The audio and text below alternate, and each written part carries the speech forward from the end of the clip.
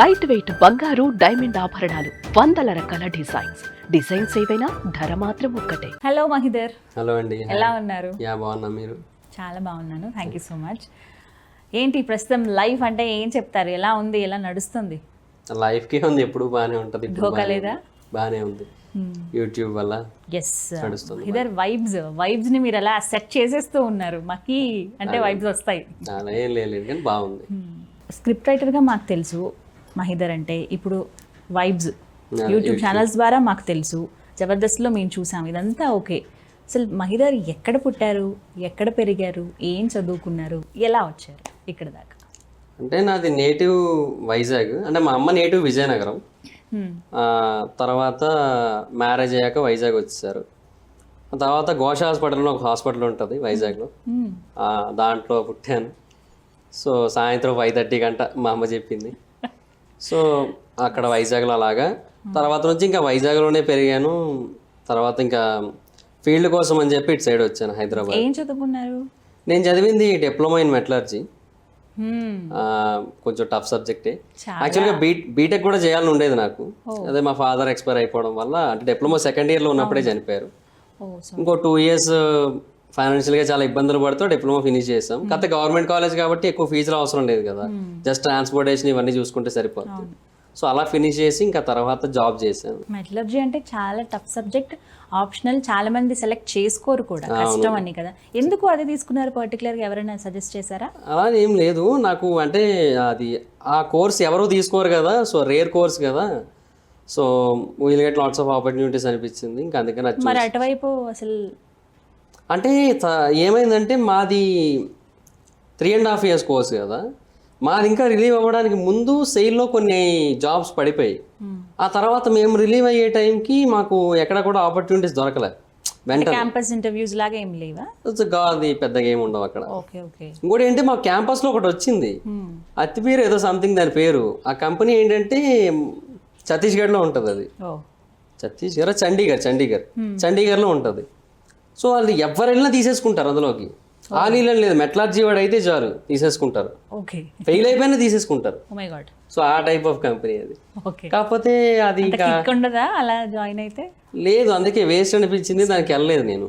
ఇక్కడ government jobs కోసం try చేశాను అప్పట్లో. సెయిల్, వైజాగ్ స్టీల్ ప్లాంట్లో పడతాయేమో అని చూశాను, బట్ ఎక్కడ పడలేదు. లాస్ట్కి ఇంకా ఇంట్లో ఉంటే ఇబ్బందిగా ఉంది, ఇంకా అందుకని చెప్పి హాస్పిటల్ అని ఒక ఫార్మసీ కంపెనీలో జాబ్ దొరికింది, అందులో జాయిన్ అయ్యాను. వెళ్తుంటారా వైజాగ్? అప్పుడప్పుడు ఒక 1 or 2 months ఒకసారి వెళ్తూ ఉంటా అప్పుడప్పుడు. మీరు ఒక్కలేనా, అన్నదమ్ముల అక్క చెల్లెలు? లేదు, ఒక్కడే. ఒక్కడే అబ్బాయి. Okay okay. చాలా ముద్దుగా పెంచారేమో. అలా ఏం లేక ప్రశాంతంగా ఉంటుంది అంతే. ప్రశాంతంగా ఉందా? ఫైటింగ్స్ ఉండవు, ఏముండవు, బట్ అది కూడా మిస్ అవుతున్నాను అన్న ఫీలింగ్ ఎప్పుడు? అలా ఏమి అనిపించలేదు నాకు. అండ్ ఇన్ఫాక్ట్ నాకు లోన్ లైఫ్ బాగా నచ్చుతుంది, ఒంటరితనం బాగా ఇష్టం. కాలేజ్ ఫ్రెండ్స్ ఎవరైనా ఇప్పుడు టచ్ లో ఉండడం? చాలా తక్కువ, కాలేజ్లో ఫ్రెండ్స్ ఉండడమే తక్కువ. మాది ఎంఎస్టీ బ్యాచ్. ఎంఎస్టీ అంటే వైజాగ్ నుంచి విజయనగరం అప్ అండ్ డౌన్ చేసే బ్యాచ్ మేము. ఇంకా డిప్లొమా నా college Vizianagaram Maharaja college, Phoolbagh colony. So Vizag నుంచి విజయనగరం అప్ అండ్ డౌన్ చేసేవాడిని.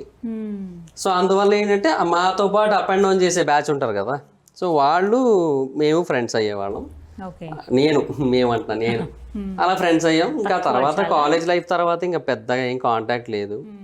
సో ఎలా ఉండేది కాలేజ్ లైఫ్? బంక్ కొట్టి సినిమాలు చూడడం ఇలా? అంటే ఎలాంటి స్టూడెంట్ మహిదర్? నాటీ ఫెయిల్లోనా లేకపోతే? అంటే ఫస్ట్ ఇయర్లో నిజంగా చాలా బంక్ కొట్టేవాడిని. ఫస్ట్ ఇయర్లో డిప్లొమా ఫస్ట్ ఇయర్లో నేను 26 సినిమాలు చూసా కాలేజ్ ఎగ్గొట్టి. అమ్మో, అంటే 26 రోజులు. పర్సెంటేజ్ ఎంత ఉంది? పర్లేదు, బాగానే 78 ఎంతో ఉన్నది, సరిపోయింది. 26 సినిమాలు చూసినా అంటే ఒకరోజే. నేను ఏం చేసేవాడిని అంటే, మా కాలేజ్ అటెండెన్స్ ఎలా ఉండేదంటే 7 classes ఉండేవి. 3 classes వస్తే హాఫ్ డే, 4 classes వచ్చినా హాఫ్ డే, 5 classes వస్తే ఫుల్ డే. 6, 7 రాకపోయినా అవసరం ఉండేది కాదు. 2 వస్తే మాత్రం ఏది ఇవ్వరు, హాఫ్ డే కూడా ఇవ్వరు. సో నేను ఏం చేసేవాడిని అంటే 3 classes కుండి వెళ్ళిపోయామండి సినిమాకి, హాఫ్ డే పడిపోయేది. ఒక్కోసారి ఏమేది 5 classes కుండి మ్యాట్నీ షోకి వెళ్ళిపోయాడి, ఫుల్ డే పడిపోయేది. ఒక్కడే వెళ్ళేవాడిలేండి. మళ్ళీ ఫ్రెండ్స్తో వెళ్తే నాకు కాబట్టి అప్పట్లో మా పరిస్థితి చాలా పూర్గా ఉండేది. మిడిల్ క్లాస్ కూడా మిడిల్ క్లాస్ అనుకోవచ్చు, కానీ కండిషన్ అయితే బాగుండేది కాదు. సో మరి ఎలా ఎర్నింగ్ ఎలా ఉండేది? ఎవరిది?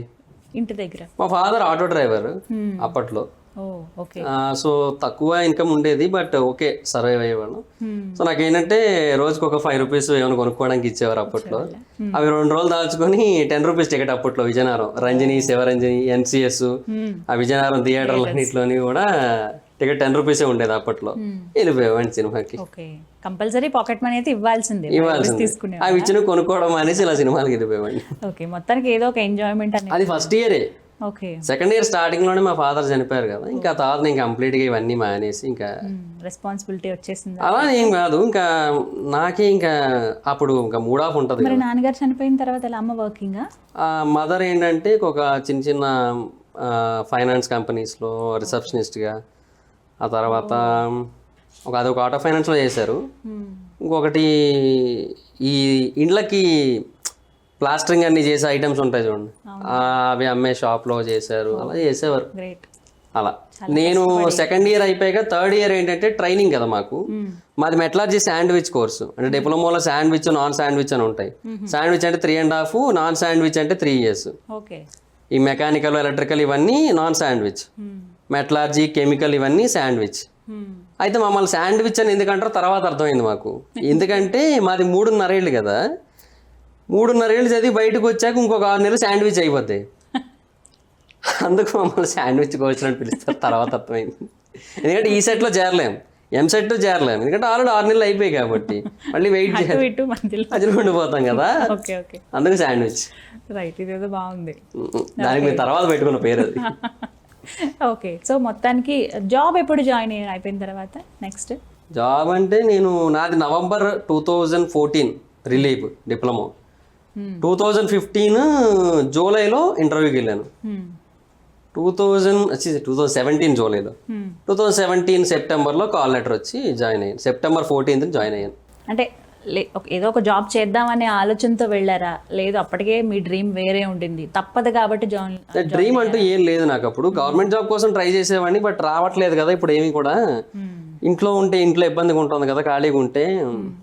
సో ఉంటాయి, మాటలు వస్తుంటాయి కదా. ఏమనేవాళ్ళు? అదే మా అమ్మ ఏది అమ్మ అనేవాళ్ళ, అంటే ఖాళీగా ఉంటున్నావు కదా, వెళ్ళి ఏదో పని చేయి. అంటే ఇప్పుడు ఫర్ ఎగ్జాంపుల్ వెళ్ళి షాప్కి వెళ్ళి ఏమైనా కిరాణా సరుకులు తెమ్మందండి. అప్పట్లో జరిగింది, ఇలాగే జరిగింది ఒక ఇన్సిడెంట్. కిరాణా సరుకులు ఏవో తెమ్మంది. అబ్బా నేను వెళ్ళనులే అమ్మా, నువ్వు వెళ్ళు, నీకు అలవాటే కదా వెళ్ళి తెచ్చుకోండి. ఏ జాబు లేదు ఏట్లేదు, ఖాళీ కదా, వెళ్ళి తీసుకురా. ఇంకా అట్లా వస్తుంటాయి కదా. ఇంకా తర్వాత సర్లే ఇంక ఇవన్నీ ఎందుకులే అని చెప్పి ఏదో కంపెనీ అని చెప్పి జాబ్లో జాయిన్ అయిపోయాను. కాలేజ్ లైఫ్లో ఏం లవ్ అలాంటివి ఏం లేవా, క్రష్లు? అప్పట్లో ఇంకా ఏటి లేదు రండి, మన పరిస్థితే క్రష్ అయిపోయి ఉండేది. ఇంకా మన క్రష్లే ఉంటారులేండి, కానీ అప్పట్లో ఎవరో వచ్చి ప్రపోజ్ చేయలేదా మీకు? లేదు, అప్పట్లో మనం ముద్దపప్పులు, అంటే అమ్మాయిల విషయంలో అంటే అసలు పెద్దగా పట్టించుకునే వాళ్ళం కాదు, ఏముండేది. కోఎడ్యుకేషనే కదా. కోయటే, బట్ నేను అప్పుడు కూడా ఇంతే స్ట్రైట్ ఫార్వర్డే ఉండేవాడిని. ఇప్పుడు అమ్మాయి అప్పట్లో కూడా, ఇప్పుడు మా సార్లు ఒకసారి ఏం చేశారంటే, ఒకసారి ఎవరో పేరు ఏదో గుర్తులేదు, ఆయన ఏం చేశాడంటే ముందు రోజు నేను 30 minutes లేట్ వచ్చానని చెప్పి నన్ను బయట ఆపేశాడు, క్లాస్ రానివ్వలేదు డిప్లొమాలో. నెక్స్ట్ డే 3 అమ్మాయిలు క్లాస్కి 35 minutes లేట్ వచ్చారు, వాళ్ళు రానిచ్చారు. నాకు ఫుల్ కోపం వచ్చి క్లాస్లో అందరి ముందు అరిచేశాను సార్ మీద. అమ్మాయిలు అయితే నిన్నెందుకు నన్ను రానివ్వలేదు, వాళ్ళు ఎందుకు వాళ్ళని రానిస్తున్నారు, వాళ్ళలో ఉన్నదేంటి నాలో ఏంటి, ఎందుకు ఇలా ఓపెన్గానే మాట్లాడేసాను అప్పట్లో. సో నాకు ఏంటంటే అప్పట్లోనే కొంచెం యాంటీ అన్న ఫీల్ వస్తుంది కదా, ఇంకా ర్యాష్గా ఉంటాడు అనే పేరు వచ్చేసిందా, అంటే స్ట్రైట్ ఫార్వర్డ్ అన్నట్టే వచ్చింది. నేను అప్పుడు కూడా ర్యాష్ అని ఎప్పుడు ఉండదు నాకు, అది స్ట్రైట్ ఫార్వర్డ్ ఓపెన్ హార్టెడ్ అన్నట్టే ఉండేది. అదొకటే గుర్తుంటుందా? ఆ ఇన్సిడెంట్ ఇప్పటికే గుర్తుండిపోద్ది నాకు. సార్ కూడా ఫేస్ గుర్తుంది నాకు, ఆయన పేరే గుర్తులేదు. ఆయన ఇప్పుడు వేరే కాలేజ్కి వెళ్ళిపోయారు. ఆయన ఇంత స్ట్రైట్ ఫార్వర్డ్నెస్ తోనే, లేకపోతే దాని వల్లనే పరవాడలో జాబ్ పోయిందా, లేకపోతే మీరే వదిలేశారు? లేదు, అక్కడ వేరే ఇష్యూస్ అయ్యాయి. అక్కడ అంటే అది వేరే షిఫ్ట్లో జరగాల్సిన వర్క్ని ఆ షిఫ్ట్ ఇన్ఛార్జ్ అందరికంటే సుపీరియర్ అవ్వడం వల్ల ఆయన టీము పని కొట్టడం కోసం ఏవేవో రిపేర్లు చేసేసి వచ్చేలా చేసి, ఆ రిపేర్లు చేస్తున్నట్టుగా కవరింగ్ ఇచ్చి వర్క్ మొత్తాన్ని నెక్స్ట్ షిఫ్ట్కి ట్రాన్స్ఫర్ చేసేవారు. నెక్స్ట్ షిఫ్ట్ మాదే. మొత్తం లోడ్ అంతా మా మీద పడేది. ఎక్కువ అవుతుంది కదా. ఇప్పుడు మేమేమని ఎక్స్పెక్ట్ చేస్తే వెళ్తాం, ఈ రోజు వర్క్ దేనికి అప్పచెప్పారు, ఏ షిఫ్ట్ వాళ్ళకి అప్పచెప్పారు, సో వాళ్ళది 85% ఆర్ 90% వర్క్ దాంట్లో అవుతుంది. మిగతా 10% మనం చేసి ఆ తర్వాత డాక్యుమెంట్స్ ఉంటాయి, అవి ఫిల్ చేయాల్సి ఉంటుంది. ఆ డీటెయిల్స్ అన్ని మనం చూసుకోవడం, ఇది ఒకటే మన వర్క్ ఉంటుంది వాళ్ళనుకొని వెళ్తాం. కట్ చేస్తే అక్కడ 10% వర్క్ చేసి 90% మాకు అప్పచెప్తారు. సో అట్లాంటివి చూసిన తర్వాత ఇంక కోపం వస్తుంది కదా. అలా షిఫ్ట్ ఇన్ఛార్జ్ మీద చాలాసార్లు నాకు జరిగి కోపం వచ్చి మేనేజర్ కంప్లైంట్ చేశాను. అయితే మేనేజర్ ఏం చేశాడు, రివర్స్లో నా మీదే కంప్లైంట్ చేశాడు. మళ్ళీ సారీ, షిఫ్ట్ ఇన్ఛార్జ్ ఏం చేశాడు, నా మీద రివర్స్లో కంప్లైంట్ చేశాడు. ఆయన ఎస్కేప్ అవ్వాలి కదా. అంటే వాళ్ళు హిందీ వాళ్ళు ఏంటి, షిఫ్ట్ ఇన్ఛార్జ్ హిందీ అతను, మేనేజర్ తెలుగు అతనే. అయితే ఆయన ఏమని చెప్పాడు, అలా ఏం లేదు సార్, అదంతా బాగానే ఉంది, ఇంకా మనోడే బ్యాచ్ అయిన నెక్స్ట్ డే సెలవు పెట్టేస్తుంటాడు, పర్మిషన్లు కూడా లేకపోయినా కూడా లీవ్స్ ఉన్నాయి కదా యూజ్ చేసుకుంటున్నా అంటాడు. ఏమనంటే వర్క్ సరి చేయడం అది ఇది అని చెప్పారు. ఇంకా తర్వాత అలాగా ఆ ఇష్యూ మీద అలా ప్రొలాంగ్ అయింది అది. ఇంకా ఫైనల్గా అక్కడ ఇష్యూస్ వల్ల జాబ్ మానేసిన విషయం కూడా మా అమ్మకి చెప్పలే. అంటే ఆ రోజు ఇంటికి వెళ్ళి జాబ్ మానేసా అని చెప్పాను, ముందు చెప్పలే. ఓకే, ఏమన్నారు అప్పుడు మరి? అవునా సర్లే ఇంకో ట్రై చేద్దులే అంతే. సపోర్ట్ చేస్తారా? అంతే, తెట్లేదు. మీ గురించి తెలుసానా? నా గురించి అలాగే తెలుసు, వీడు ఇంత ఇలా చెప్పినా వెంటని చెప్పి అంతే. హైదరాబాద్ ఎప్పుడు వచ్చారు అసలు? జబర్దస్త్లో ఆది అన్న అప్పుడే టీమ్ లీడర్ అయ్యారు. సో ఆయన స్కిట్లు చూసేవాడిని. ఓకే, చూసి అరే ఇలా నేను ఎందుకు రాయలేను, నేను రాయగలను కదా, సరే చూద్దాం ట్రై చేద్దాం అని చెప్పి వచ్చాను. ఉండేలాగా ఓకే ఓకే అనిపించి నేను వచ్చాను. అవి ఒక 5 స్కిట్లు రాసుకొని రావాలనిపించింది, వచ్చాను. ఆ తర్వాత అలాగా హైదరాబాద్ ప్రయాణం మొదలైంది. ఇది మనకి జబర్దస్త్ ఇదంతా ఎక్కడ షూట్ ఫస్ట్ నుంచి జరిగేది? ఫస్ట్లో అన్నపూర్ణలో జరిగింది. అన్నపూర్ణ 15 acres పైన కొండ మీద ఉంటుంది కదా, నేను వచ్చినప్పుడు అక్కడ జరిగింది. తర్వాత ఒక 2-3 ఏళ్ళు అక్కడే ఉంది. తర్వాత ఇక్కడ నానక్రమ్ కూడా రావాలనే స్టూడియోకి మార్చారు. ఇప్పుడు అక్కడే జరుగుతుంది. ఓకే, సో ఒకసారి స్క్రిప్ట్ రైటర్గా అదృష్టం పరీక్షించుకుందామని వెళ్ళిన మహీధర్ ఎందుకు గేట్ ముందు 2 రోజులు ఉండిపోవాల్సి వచ్చింది? లోపలికి ఎందుకు వెళ్ళలేకపోయారు మీరు? ఎలా చేయరు కదా, అన్నపూర్ణ రూల్స్ ఉంటాయి కదా, వాళ్ళకి స్టూడియో రూల్స్ ఉంటాయి కదా. అన్నోన్ పీపుల్ని అలౌ చేయకపోవడం, అలాగే అలౌ చేయలేదు వాళ్ళు కూడా. మూడో రోజు ఏంటంటే కొంచెం అలా 2 రోజులు అలా మాట్లాడుకుంటూ ఉన్న టైంలో ఆయన కూడా వైజాగ్ అని తెలిసింది. ఆ సెక్యూరిటీ అతనిది కూడా, సెక్యూరిటీ 3 ఉన్నారు, మెయిన్ అతను ఒకతను ఉన్నాడు, అతనిది వైజాగ్ అని తెలిసింది. నాది వైజాగ్ అని చెప్పాను. ఈ గ్యాప్ లో ఇక్కడ వచ్చాక మీకు అకామిడేషన్ ఎక్కడ లేదా, ఇంకా అక్కడే ఉండిపోయారా? లేదు, అకామిడేషన్ ఉంది నాకు. మా ఫ్రెండ్స్ డిప్లొమా చదివారని చెప్పాను కదా, వాళ్ళు ఇక్కడ బీటెక్ చేశారు, నార్సింగ్లో హాస్టల్లో ఉండేవారు వారు. సో వాళ్ళ హాస్టల్ రూమ్లో ఉన్నాను అనమాట. అప్పుడు ఫస్ట్ కొన్నాళ్ళు వాళ్ళ దాంట్లో ఉన్నాను, ఒక 3 నెలల వరకు. అదే 3 నెలలు అంటే నేను కంటిన్యూస్గా 3 నెలలు అక్కడే లేనమాట. నేను ఏం చేసేవాడిని అంటే షూటింగ్ ఉన్నప్పుడు హైదరాబాద్ వచ్చేవాడిని, అప్పుడు వాళ్ళ దగ్గర ఉండేవాడిని. అవన్నీ అయిపోయాక మళ్ళీ వైజాగ్ వెళ్ళిపోయేవాడిని. ఆ 4-5 రోజులు అలా ఉంటూ అలా 3 నెలలు గడిపాను అక్కడే. ఆ తర్వాత మళ్ళీ ఇంకొక 2-3 నెలలు నా ఫ్రెండ్ ఇంకోటి ఉన్నాడు, లక్ష్మణ్ అని చెప్పి, వాడు డిప్లొమా ఫ్రెండే. వాడు వాళ్ళ అన్నయ్య ఉంటుంటే ఆ ఇంట్లో ఉన్నాను కొన్ని రోజులు, ఒక 2-3 నెలలు. ఇంకా తర్వాత ఒక దగ్గర ఉండాల్సి వచ్చింది. అంటే అప్పట్లో ఇంకా ఫైనాన్షియల్ సిచ్యువేషన్స్ బాగోక. ఆ తర్వాత సమీర్ అని చెప్పి లేడీ గెటప్ చేసి ఒక అతను ఉన్నాడు, అతను ఒక హాస్టల్లో ఉంటే అతని ద్వారా హాస్టల్లో కొన్ని రోజులు ఉన్నాను. ఇంకా తర్వాత దాసు అని చెప్పి పటాస్ ప్రకాష్ గారి టీంలో చేసే అతను ఒక అతను ఉన్నాడు, అతని రూమ్లో కొన్నాళ్ళు ఉన్నాను. ఫైనల్గా ఇంకా ఇంకొక రూమ్లోకి నేను షిఫ్ట్ అయ్యాను. నేను రెంట్ పే చేసిన రూమ్ అదే ఫస్ట్. దానికి ముందు ఇన్ని రూములు మారాను. ఇప్పుడు అక్కడే ఉంటున్నారా? లేదు, ఫస్ట్ అది అక్కడ ఉన్నాను. తర్వాత ఇంకా నేను వేరే 1 bedroom హౌస్ షిఫ్ట్ అయ్యాను. ఇంక ఇప్పుడు 2 bedroom హౌస్ షిఫ్ట్ అయ్యాను. సొంత ఇల్లేనా హైదరాబాద్? రెంటెడే. ఇక్కడ హ్యాపీ? ఓకే, బాగుంది. Right, okay. ఎప్పుడైతే 3వ రోజు లోపలికి అడుగు పెట్టారో ఫస్ట్ చూసింది ఏంటి జబర్దస్త్ సెట్ లో? జబర్దస్త్ లేదు ఆ రోజు, షూట్ లో పటాస్ ఉంది. ఆ రోజు పటాస్ నడుస్తుంది. ఈ సుధాకర్ అన్న పర్ఫార్మెన్స్ చేస్తున్నాడు స్టేజ్ మీద, అది చూసాను నేను ఫస్ట్. వేరు సినిమా హీరోలు క్రికెట్ ఆడితే ఎలా ఉంటుందని చెప్పి చూపించాడు ఆయన. కృష్ణ గారు క్రికెట్ ఆడితే అలాగా, నాగార్జున గారు క్రికెట్ అలాగనమాట. అవి బాగా చేస్తారు కదా, అది చూసాను నేను ఫస్ట్. చాలా సీనియర్ ఆయన. ఈవెంట్లు 6,000 ఈవెంట్లు చేశారు ఇప్పటికైతే, అంత ఎక్స్పీరియన్స్ ఉంది ఆయనకైతే. ఇంకా ఆయన చూసిన తర్వాత ప్రొడక్షన్ రైట్ అని ఒక ఆయన కనబడ్డారు అక్కడ, ఒక ప్రొడక్షన్ పర్సన్ కనిపించారు, ప్రొడక్షన్ మెయిన్ హెడ్ ఆయన. ఆయన వెళ్ళి కలిస్తే, నువ్వు ఓకేరా తమ్ముడు, స్కిట్లు బాగానే ఉన్నాయి, నువ్వు ఎల్లుండి షూట్ ఉంది, ఆ రోజు వచ్చేసి నేను వెంకీకి రైటర్గా పరిచయం చేస్తా, వెంకీకి రైటర్ కావాలంట. ఆదికి ఆర్టిస్ట్గా పరిచయం చేస్తాను, నీ ఇష్టం, ఇంకా తర్వాత నేనేం చేయలేను, పరిచయం మాత్రమే నేను చేయగలను, నిలదొక్కుకోలేకపోవడం నీ చేతుల్లో ఉంటుందని చెప్పాడు. సరే అని వెళ్ళాను. వెంకన్న రైటర్గా యాక్సెప్ట్ చేశాడు. సో అలా అంటే ఫస్ట్ స్టార్ట్ చేయడమే వెంకతో స్టార్ట్ వెంకన్నతో స్టార్ట్ అయ్యాను. ఓకే. ఒకసారి మీరు ఒక జబర్దస్త్ ఫేమ్లో ఉన్నారు ఇప్పుడు, అంటే మేబీ చేసిన తర్వాత అంటే గ్యాప్ వచ్చినా కూడా ఇంకా దాని నుంచి పూర్తిగా వచ్చేసారా బయటికి? వచ్చేసినట్టే ఇంకా. వచ్చేసినట్టే. మళ్ళీ ఎవరైనా పిలిచి రండి మా ఇద్దరు చేద్దాం మనం ఒకటి స్క్రిప్ట్ రాయండి అని చెప్తే వెళ్తారా మళ్ళీ? టీమ్మేట్స్ ఎవరో పిలవరండి, ఇంకా వేరే టీములు ఏవి ఇంకా పిలవు. రీజన్ ఏంటంటే వాళ్ళు సంస్థకి ఎగనిస్ట్గా ఏం చేయలేరు కదా అందులో ఉన్నంత కాలం. సో అందుకు వాళ్ళు ఎవరు పిలవరు. అయితే జబర్దస్త్ గురించి చాలా రకాలుగా మాట్లాడుకుంటూ ఉన్నారు. కామెడీ వేరే విధంగా వెళ్ళిపోతుందని, కామెడీ కొత్త పుంతలు తొక్కిందని చెప్తూ ఉన్నారు. సో మీరేం చెప్తారు దీని గురించి? నిజమేనా? కామెడీ ఎబ్బెట్టిగా మారిందా? ఎలా ఉంది అసలు ఇప్పుడు? అంటే ఇప్పుడు మనం దాని గురించి అంత ఇన్డెప్త్గా మనం ఏం చెప్పలేము అనేది నా పాయింట్. ఎందుకంటే ఎవరి వే ఆఫ్ స్టైల్లో వాళ్ళు చేస్తున్నారు. మేబీ ఇప్పుడు ఒకనొక టైంలో మాలో మేము మాట్లాడుకున్నది ఒకటి చెప్తా.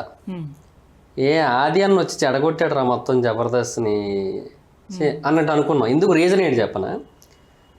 ఆది అనే వ్యక్తి వచ్చిన తర్వాత అప్పటి వరకు డ్రామా వెర్షన్గా ఉన్న జబర్దస్త్ ఆ తర్వాత నుంచి కూడా పంచుల మీద ఫోకస్ చేయడం మొదలుపెట్టింది. ఎగ్జాక్ట్లీ.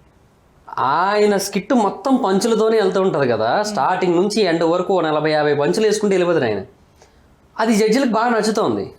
సో ఏమవుతుంది, జడ్జిల్ని మనము మెప్పించాలంటే మనం కూడా మిగతా వాళ్ళు కూడా అదే ఫార్మాట్ ఫాలో పంచులు వేయాలి, అదే ప్యాటర్న్ వెళ్ళాలి అన్న ఒక థాట్ వస్తుంది ఖచ్చితంగా. ఇప్పుడు అన్ని స్కిట్లో ఆది అన్నీ కొడుతుంటే ఆయన ఎలా కొడుతున్నాడు, పంచులు వేసి, సరే మనం పంచులు వేద్దాం అన్న పాయింట్ వస్తుంది కదా. సో ఆ వెర్షన్ వచ్చింది చాలా మందికి. రాఘవ్ గారు అయితే ఒకప్పుడు ప్యూర్ డ్రామా చేసేవారు. అవును. ఇప్పుడు ఆయన కూడా పంచులు వేయాల్సి వస్తుంది, పంచు వెర్షన్. ఇప్పుడు ఆయన స్కిట్లో అశోక్ది, నాగి మీద పంచులు వేయడం రాఘవ్ గారు, ఇవన్నీ మనం చూస్తున్నాం. ఇలా మార్పు అయితే వస్తుంది. బట్ ఆ డబుల్ మీనింగ్ డైలాగ్స్ కానీ అఫైర్ల గురించి కానీ అవి ఎక్కువైనట్టు ఏమైనా అనిపించలేదా? దీని గురించి ఏం మాట్లాడుకోరా మీరు? ఆ మధ్య అయ్యింది కదా చాలా ఇష్యూస్. అప్పట్లో చాలా ఇష్యూస్ అయ్యాయి కదా. టీవీ 3x3లో డిబేట్లు పెట్టారు కదా. అది డిబేట్లు అయిన తర్వాత మా వాళ్ళు మా దగ్గర మీటింగ్ పెట్టి అరే వద్దురా తగ్గించండి రా అని చెప్పి, నితిన్ భరత్ అప్పట్లో డైరెక్టర్లు వాళ్ళే మాకు చాలా రిస్ట్రిక్షన్స్ పెట్టారు అప్పట్లో. పెట్టి ఇక నుంచి జాగ్రత్తగా మొత్తం అంతా కూడా మాకు చెప్పండి స్కిట్, మాకు చెప్పింది కాకుండా స్టేజ్ మీద ఏమైనా ఎక్స్ట్రా డైలాగ్ వేస్తే ఇంకా అది స్కిట్ మొత్తం తీసేస్తాం, ఎడిటింగ్లో టెలికాస్ట్ చేయం, అంత రిస్ట్రిక్షన్స్ ఉన్నాయి, జాగ్రత్తగా డబుల్ మీనింగ్ లేకుండా చేయండి అని చెప్పారు. అప్పటి నుంచి జాగ్రత్త పడ్డారు. అప్పటి నుంచి చాలా జాగ్రత్త పడ్డారు. మళ్ళీ వాళ్ళు వెళ్ళిపోయిన తర్వాత శరమామూలే.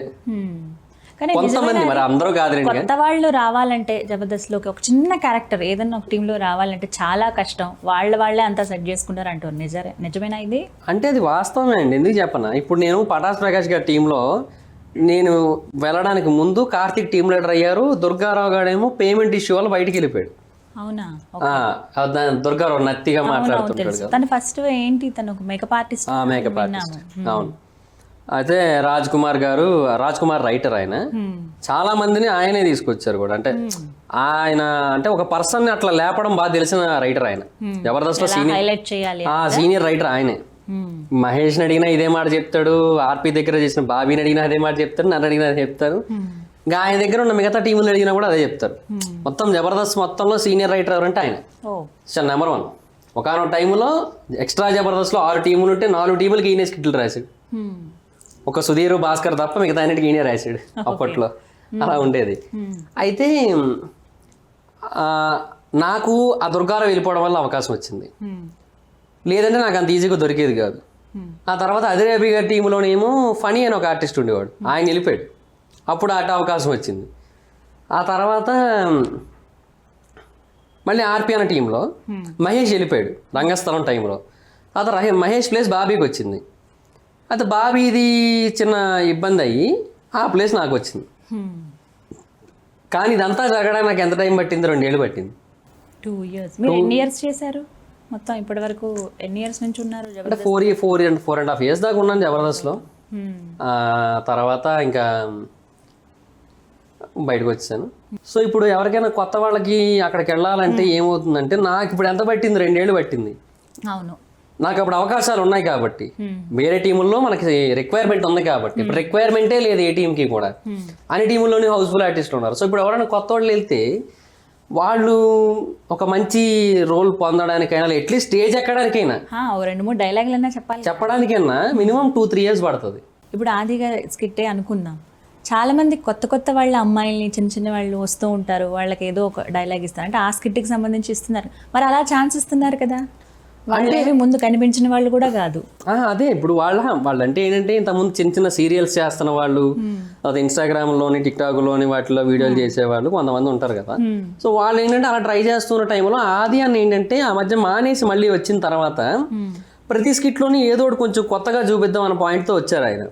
మీరు అబ్జర్వ్ చేసి ఉంటే ఆయన మళ్ళీ రీఎంట్రీ ఇచ్చాక చాలా మంది సెలబ్రిటీస్ని తీసుకొచ్చాడు, ప్రతి స్కిట్కి తీసుకొచ్చాడు.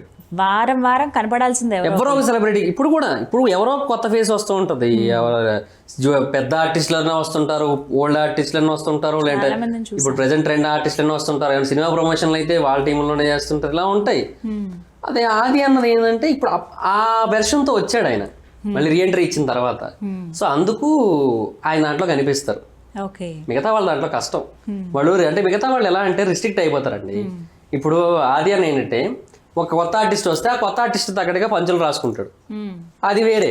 కానీ ఒక రూమర్ ఉంది నిజమైన అది, ఎందుకంటే ఆది కంప్లీట్గా 1-man షో లాగా మొత్తం ఆయనే మాట్లాడతారు, ఆయనే పంచులు వేస్తారు తప్ప వేరే వాళ్ళతో పంచులు వేయించుకోరు, అలా రాయరు అసలు స్క్రిప్ట్, ఆయన ఛాన్సే ఇవ్వరు అంటారు. ఇది ఎంతవరకు నిజం? అది ఇంకా స్కిట్లు చూస్తే అదే అనిపిస్తూ ఉంటుంది కదా. ఇంకా మరి అది ఆయన కావాలని ఆ వెర్షన్తో వచ్చారని నేను అనుకోవట్లే. ఆయనకున్న స్కిల్ అది, అవతల వాళ్ళకి లేని స్కిల్ అది. బట్ అఫ్ కోర్స్ ఓ టీమ్ లీడర్ అంటే అందరికీ అవకాశం ఇవ్వాలి, టీం వర్క్ కదా అది. వాళ్ళిద్దరితో ఏం అయిపోదు అవునవును, స్టాండప్ అవుతుంది ఒకరు చేస్తే కదా, అందరూ ఉండాల్సిందే. బట్ వాళ్ళకు కూడా ఛాన్స్ ఇవ్వట్లేదని చాలా మంది అనుకుంటూ ఉంటారు. అంటే ఇప్పుడు హైపర్ ఆది రైజింగ్ రాజు ఇద్దరు టీమ్ లీడర్లే ఆ స్కిట్ కి. కానీ రైజింగ్ రాజు టీమ్ లీడర్ అని సగం మంది తెలియదు, సగం 80% మంది తెలియదు. ఆయన ఏమంటాడంటే పేరు చెప్పేటప్పుడు మాత్రమే స్టేజ్ మీద జడ్జిమెంట్ టైంలో ఉంటాడు ఆయన, అంతే. కాకపోతే ఆయన ఇదే మాట ఆయన దగ్గరికి వెళ్ళి అడిగితే, మరి మీకు ఎప్పుడు అనిపించలేదా హైపరాది పేరంతా తీసేసుకుంటున్నాడు, మీకేం రావట్లేదని మీకు ఎప్పుడైనా అనిపించలేదా అని అడిగితే ఆయన ఏమంటారంటే, నాకు రాసే టాలెంట్ లేదు, ఆయన నాకు ఒక అవకాశం ఇచ్చి నాకు ఒక పేరు ఇచ్చి ఇప్పుడు నేను ఇంత డబ్బులు సంపాదించుకునేలా చేశాడు ఆయన.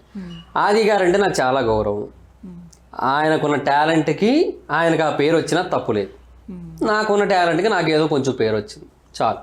అది ఆయన యాటిట్యూడ్, అది ఆయన మంచితనం, బిహేవియర్ కదా, అంతే. అట్లాగే అనుకుంటారు రైజింగ్ రాజు గారు. ఆ తర్వాత మిగతా వాళ్ళు కూడా అదే చెప్తారు. మీరు ఇప్పుడు గణపతి గారినైనా, శాంతి స్వరూపునైనా, దొరబాబునైనా, పరదేశీనైనా, మోహన్ అయినా, వీళ్ళ 5 మెయిన్ అయిన దాంట్లో ఈ 5 ఎవరిని పిలిచి అడిగినా కూడా ఆయన మీ మీద పంచులేస్తున్నారు కదా, ఆయన ఎప్పుడు మీ మీద పంచులేసుకొని బతికేస్తున్నాడని మాకు అనిపిస్తుందో, మీరేమంటారని అడిగితే, ఆయన మా మీద పంచులేయడం వల్లే మేము బతుకుతున్నాం ఈరోజు, ఆయనకి మేం కాకపోతే ఇంకొకడు, ఆయన మేం కాకపోతే ఇంకొకడు ఇప్పుడు మమ్మల్ని తీసేసి ఇంకొకరిని తెచ్చి పెడతాడు నా ప్లేస్లో, వాడి మీద కూడా పంచులేయగల కెపాసిటీ ఆయనకు ఉంది. ఇప్పుడు అవసరం మాది, ఆయనది కాదు. సో అంటే సర్వైవ్ అవ్వడానికి పంచులు వేయించుకుంటున్నారా, లేకపోతే ఇంకా వద్దు మనకు ఆ చాయిస్ లేదులే అని అనడానికా? అంతే, ఇంకా వాళ్ళకి ఆ చాయిస్ కూడా లేదు, వాళ్ళకి వేరే ఆప్షన్ కూడా లేదు. ఇప్పుడు వాళ్ళు వేరే మీరే అబ్జర్వ్ చేసే ఉంటారు, దొరబాబుని కానీ పరదేశిని కానీ పదే ఒకటే దాని మీద స్ట్రెస్ చేసి అనడం. అలాగే రైజింగ్ రాజు గారు, అంతకుముందు దొరబాబు వేరే ఉండేది. అలాగే రైజింగ్ రాజు విషయం కానీ, ఆయన్ని పెద్ద ఆయన ఊరికే విషయం, ఇవే ఎక్కువ టాపిక్స్ వస్తూ ఉంటాయి.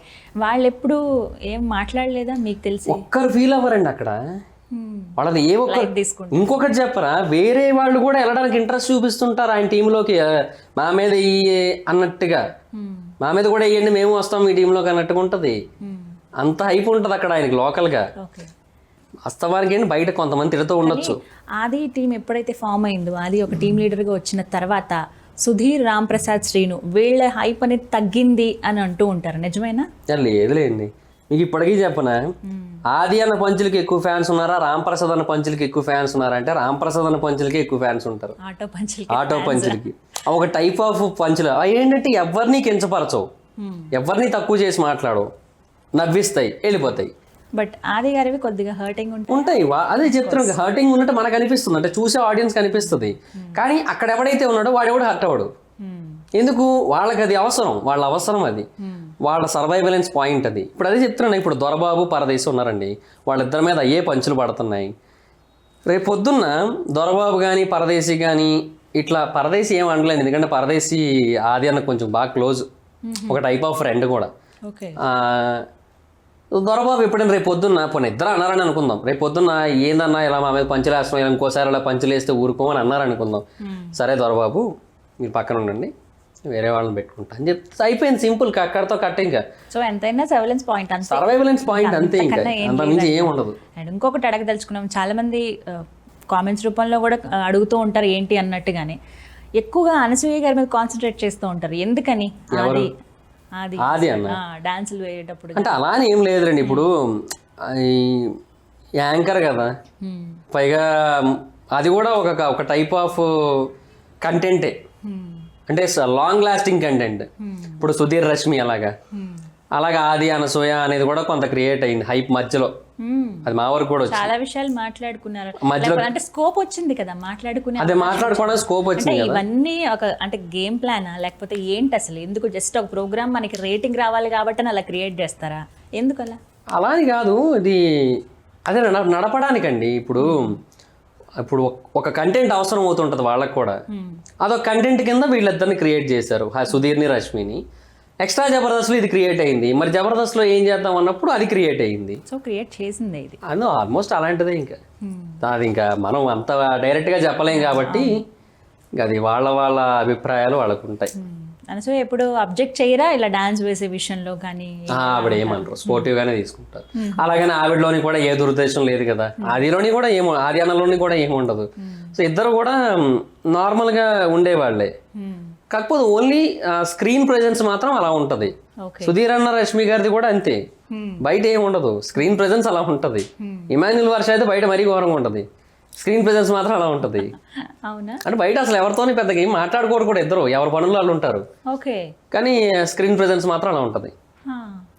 నేను మొన్న వెళ్ళినప్పుడు చూశాను నేను. బట్ ఇప్పుడు చాలా ఎక్కువ హైలైట్ అయిపోయింది, వాళ్ళిద్దరు చేస్తున్నారు, బలవంతంగా చేస్తున్నారు. ఎందుకని అంటే ఇంకా సుధీర్ అన్నకి రష్మి గారికి వాస్తవం మాట్లాడుకోవాలంటే ఏజ్ అయిపోయింది, ఇంకొన్నాళ్లే ఉంటారు వాళ్ళు ఈ ఫీల్డ్ లో. అంటే ఈ పెళ్లి కాకుండా ఈ ఫీల్డ్ లో ఉండడం అంటున్నాను నేను. ఇంకొన్నాళ్ళ తర్వాత వాళ్ళకి పెళ్లిళ్ళు అయిపోతాయి, ఇంకా పెళ్లిళ్ళు అయిపోయిన తర్వాత వీళ్ళ జోడీని కంటిన్యూ చేయలేరు. సో అప్పుడు ఇంకో జోడీ కావాలి కదా, దానికోసం క్రియేట్ చేసింది అనేది నా ఫీల్. ఓకే. సో అంతే తప్ప ఏం ఉండదండి. అంటే ఇవన్నీ జస్ట్ టీఆర్పీ రేటింగ్స్ కోసమే అంతవరకే. అదే నేను ఏమంటున్నా అంటే, ఇలాంటి ఒక జోడీని క్రియేట్ చేస్తే, ఇప్పుడు సుధీర్ రష్మి జోడీని క్రియేట్ చేయడం వల్ల చాలా ఈవెంట్లు చేశారు, ఇప్పుడు వీళ్ళ జోడీని క్రియేట్ చేయడం వల్ల కూడా కొన్ని ఈవెంట్లు చేయొచ్చు, స్కిట్లు బాగా లేపచ్చు, ప్రోమోలు అవే మెయిన్ హైలైట్ డైలాగ్స్ అవుతాయి, ప్రోమోలు బాగా పడచ్చు, ప్రోమోల మీద ఇంట్రెస్ట్ క్రియేట్ చేయొచ్చు, హైప్ తేవచ్చు, ఈ పాయింట్ అంతే. సో ఇప్పుడు ఎవరికైనా కొత్త వాళ్ళకి అక్కడికి వెళ్ళాలంటే ఏమవుతుందంటే, నాకు ఇప్పుడు ఎంత పట్టింది, 2 ఏళ్ళు పట్టింది.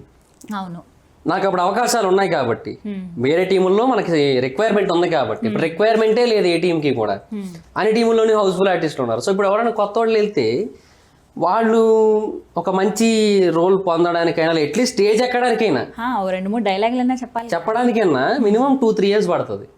జబర్దస్త్ అనగానే జడ్జెస్ రోజా గారు, నాగబాబు గారు చాలా హైలైట్ ఇప్పుడు, అంటే ముందు మాట్లాడుకుంటే కనుక. సో ఎక్కడ డిస్టర్బెన్స్ కలిగింది, ఎందుకు నాగబాబు గారు అద్దరిందికి వెళ్ళిపోవాల్సి వచ్చింది అని అంటే మీరు ఏం చెప్తారు? గొడవలు అయ్యాయని, ఏదో రెమ్యునరేషన్స్ విషయంలో కావచ్చు, ఎక్కడో చాలా తేడా వచ్చేసింది అందుకని నేను వెళ్ళిపోయారండి, వెళ్తూ కొంతమంది టీం లీడర్లు కూడా ఆయన తీసుకెళ్ళిపోయారు, కావాలనే వెళ్ళిపోయారు అనేది ఉంది. నిజమా ఇవి ఈ మాటలన్నీ? అంటే నేను ఏమంటున్నా అంటే, ఇప్పుడు రెమ్యునరేషన్ అనేది నాగబాబు గారికి ఒక పాయింట్ అవుతుందని నేను అనుకోవట్లేదు. మొన్న ప్రీవియస్గా ఇంకొకరికి ఇచ్చిన ఇంటర్వ్యూలో కూడా అదే చెప్పాను నేను. రెమ్యునరేషన్ నాగబాబు గారికి ఒక మెయిన్ పాయింట్ అని నేను అనుకోవట్లేదు. ఆయన పాయింట్ ఏంటంటే ట్రీట్ చేసే విధానం, రెస్పెక్ట్, ఇవన్నీ కొన్ని ఉంటాయి కదా. సో అవి ఎక్కడో కొంచెం మిస్ అయ్యాయని ఆయన ఫీల్ అయ్యారని నాకు అనిపించింది. ఎందుకని ఇబ్బంది పడ్డారా, ఇబ్బంది పెట్టారా ఎవరైనా? అలా అని కాదు, ఆయన ఇంటర్వ్యూలో ఆయన యూట్యూబ్ ఛానల్లో ఒక 5 వీడియోలు చేసి చెప్పారు ఆయన. ఈ పంచప్రసాద్కి హెల్త్ బాగోలేనప్పుడు సంస్థ రియాక్ట్ కాకపోవడం, కార్తిక్ అన్న వాళ్ళ అమ్మగారి క్యాన్సర్ వచ్చినప్పుడు కూడా కంపెనీ పెద్దగా రియాక్ట్ నాగబాబు గారు రియాక్ట్ అయ్యారా? నాగబాబు గారు చాలా బాగా రియాక్ట్ అయ్యారండి. ప్రసాద్ అన్న కిడ్నీలు ఫెయిల్ అయ్యాయి కదా, ఆయనకి ట్రీట్మెంట్ కోసం నాగబాబు గారే ఇనిషియేటివ్ తీసుకొని మొత్తం అందరినీ కూడా టీమ్ లీడర్స్ అందరినీ కూడా కూర్చోబెట్టి మాట్లాడి అందరూ కూడా అమౌంట్స్ వేసేలా చేసి ఆపరేషన్ కావాల్సిన అమౌంట్ మొత్తాన్ని ఆయనే కలెక్ట్ చేసి ఆయన దగ్గరే ఉంచారు. నువ్వు ఎప్పుడు ఆపరేషన్ అంటే చెప్పు, అప్పుడు నేను అమౌంట్ ఇస్తా, డన్. మళ్ళీ నీకు ముందు ఇస్తే వేరే ఖర్చులకు పోతుంది, నేనేమను ఆ టైంకి ఇస్తా, ఆపరేషన్కి రెడీ అయితే చెప్పు, అని చెప్పి ఇప్పటికీ ఆయన దగ్గరే ఉంచారు ఆయన. ఓ సో అట్లా ఇనిషియేటివ్ తీసుకొని చాలా బాగా చేశారు ఆయన. కాకపోతే అదొకటే కాకుండా ఇంకా మేబీ వేరే రీజన్స్ కూడా ఉండుండొచ్చు అని నా ఫీల్. ఇప్పుడు ఎలక్షన్స్ అయినాయి 2019లో, ఎలక్షన్స్ టైంలో ఆయన పక్కన పెట్టారు. కొన్ని రోజులు కనిపించలేదు, కొన్ని రోజులు చాలా రోజులు కనిపించలేదు ఆయన, కొన్ని వీక్స్, చాలా వారాలు రాలేదు ఆయన. అయితే మేమేమనుకున్నామంటే అంటే ఫస్ట్ అనుకుంటాం ఎందుకు రాలేదు, మేబీ ఎలక్షన్స్ హడావిడి కదా, ఆయనే ప్రచారాల కోసం అయిపోయారేమో అనుకున్నాం. ఎలక్షన్స్ అయిపోయినా కూడా రాలేదు ఆయన. అప్పుడు ఎందుకు రాలేదురా అని మాలో మేము డిస్కస్ చేసుకున్నప్పుడు అది ఈటీవీ అదంతా ఫేవర్ కదా, చంద్రబాబు నాయుడు గారికి రామోజీరావు గారికి మధ్య మంచి అనుబంధం ఉంది కదా, ఇవి ఆ ప్రెషర్ వల్ల ఏమైనా ఈటీవీ వాళ్ళ నుంచి ఒత్తిడి వచ్చి నాగబాబు గారిని పక్కన పెట్టండి అని చెప్పారేమో అన్న పాయింట్ వచ్చింది. సో మేబీ అలా కూడా అయి ఉండొచ్చు, అందుకే ఆపుండొచ్చు అని కూడా అనుకున్నాం. అది ఏమో 100% మాకు నిజమో కాదు తెలియదు, కానీ మేము అనుకోవడం అలా జరిగింది. అయితే ఆ తర్వాత కూడా నాగబాబు గారు రాకపోయేసరికి మా టీం లీడర్లే, అంటే అప్పట్లో వేరే టీం లీడర్స్ ఉన్నారు కదా వాళ్ళందరూ వెళ్ళి మల్లెమాల మేనేజ్మెంట్తో మాట్లాడితే నాగబాబు గారు లేకపోతే చేయడం కష్టమండి అని చెబితే అప్పుడు నాగబాబు గారు మళ్ళీ పిలిపించారు. మరి ఆయన హట్ అవుతారు కదా ఈ గ్యాప్లో.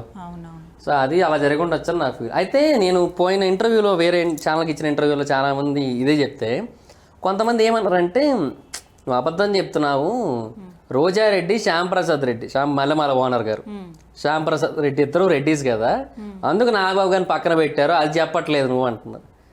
సో నేనేమంటున్నా అంటే నాగబాబు గారు ఉన్నంతకాలం రోజా గారికి అంత ఇంపార్టెన్స్ ఏం లేదు జబర్దస్త్లో.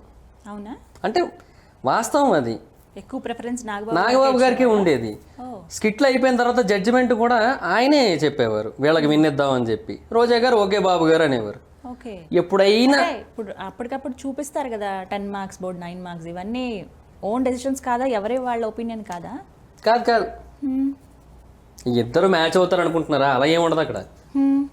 ముందే డిసైడ్ అయిపోతారు ఎవరికి విన్నిద్దామని. 6 స్కిట్లు అయిపోయిన తర్వాత, అంటే 6 స్కిట్లు అయిపోయిన తర్వాత ఎవరికి విన్నిద్దామని చెప్పి డైరెక్టర్లు వచ్చి అడుగుతారు, సార్ ఎవరికి సార్ విన్నిద్దామని చెప్పి. కొన్నిసార్లు అయితే నాగబాబు గారు రోజా గారు వాళ్ళు చేసిన స్కిట్లు మర్చిపోతారు కూడా, అడుగుతారు. నాగబాబు గారు డైరెక్టర్ని అడుగుతారు, వాడు ఏం స్కిట్ చేశాడు, ఓకే సుధీర్ వాళ్ళు ఏం స్కిట్ చేశారు, ఓకే వీళ్ళు ఓకే, అలాగే మళ్ళీ అంటే మళ్ళీ టైటిల్ చెప్పగానే గుర్తొచ్చేస్తుంది కంటెంట్ అంతా వాళ్ళకి. టైటిల్స్ మర్చిపోతుంటారు. ఓకే అవి చేశారా, సరే వాళ్ళది బాగుంది వాళ్ళది. అప్పుడు నాగబాబు గారే ఒక అనౌన్స్మెంట్కి వచ్చేవారు. ఇప్పుడు చాలా రేర్గా రోజా గారు చెప్పేవారు, ఏమని, బాబు గారు వాళ్ళ స్కిట్ బాగుంది, నాకు బాగా నచ్చింది వాళ్ళది, వాళ్ళకి ఇద్దాము, వాళ్ళకి కూడా ఇద్దాము అన్న పాయింట్లో చెప్తాం. అవునా సరే అంటారు. ఆవిడ చెబితే ఏది కాదనరు. అయినా ఆవిడకి ఎక్కువ ఇన్వాల్వ్మెంట్ ఉండేది కదా అప్పట్లో. డైరెక్టర్లు కూడా అప్పుడప్పుడు సార్ వీళ్ళకి కూడా ఇద్దాం సార్, కొంచెం ఎంకరేజ్మెంట్లా ఉంటుంది, వీళ్ళది కూడా బాగానే ఉంది అని డైరెక్టర్లు కూడా అప్పుడప్పుడు చెప్పేవారు. సో ఇలాగ ఉండేది. బట్ నాగబాబు గారి డెసిషన్ మెయిన్ ఉండేది అప్పట్లో.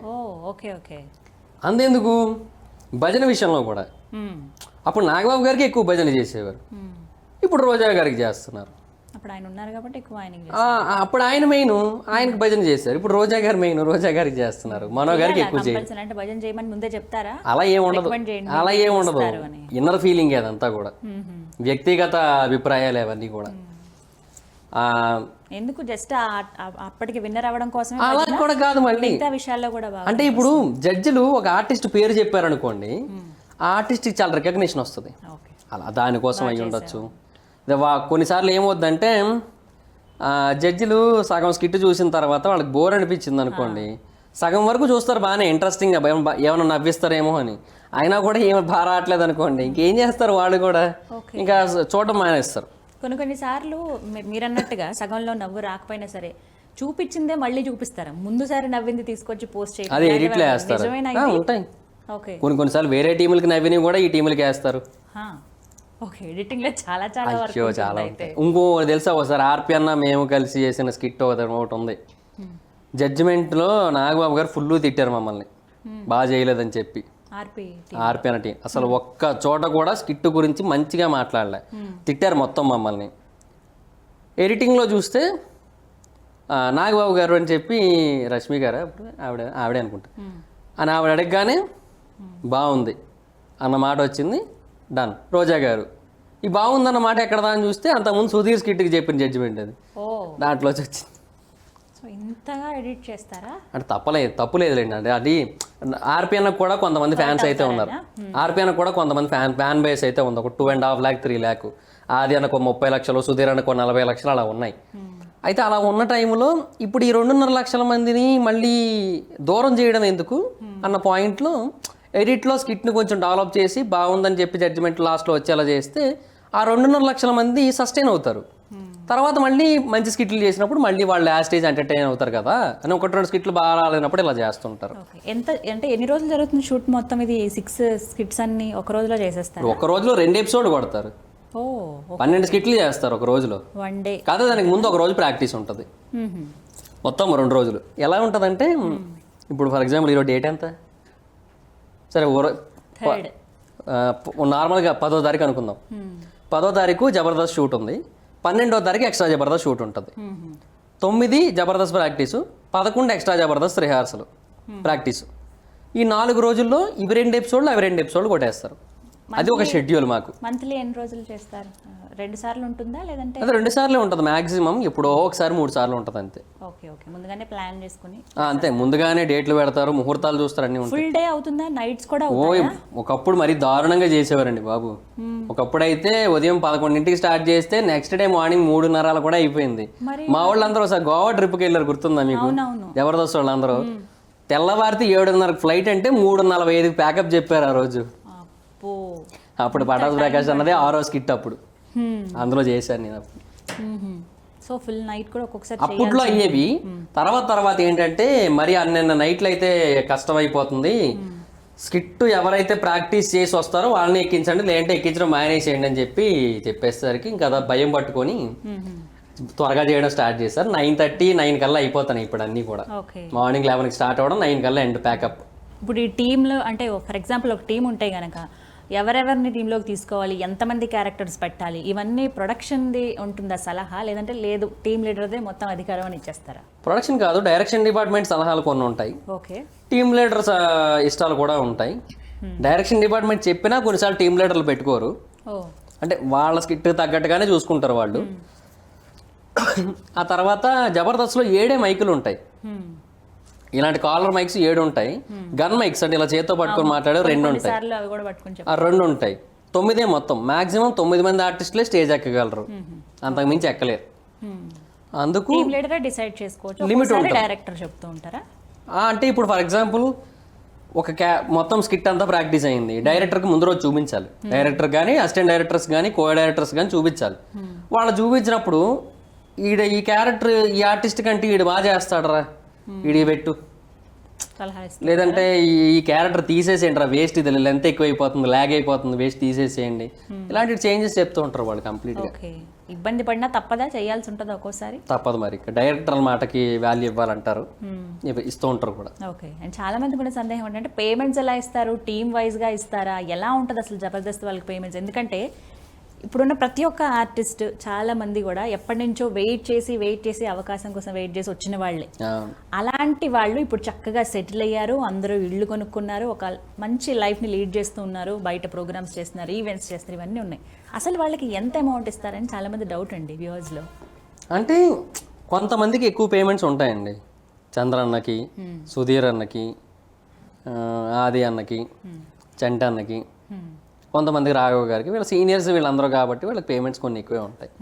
జబర్దస్త్ స్టార్టింగ్ స్టేజ్లో బాగా ఎక్కువ పేమెంట్లు ఇచ్చేవారు, తర్వాత తగ్గించారు. కానీ తర్వాత అయితే జూనియర్స్ ఎవరైతే ఉన్నారో వాళ్ళకి చాలా తక్కువ పేమెంట్లు ఉంటాయి. కార్తీక్ అండ్ అవినాష్ వాళ్ళకి కూడా ఎన్నో 3 ఏళ్ల పాటు చాలా తక్కువ పేమెంట్కే చేశారు వాళ్ళు.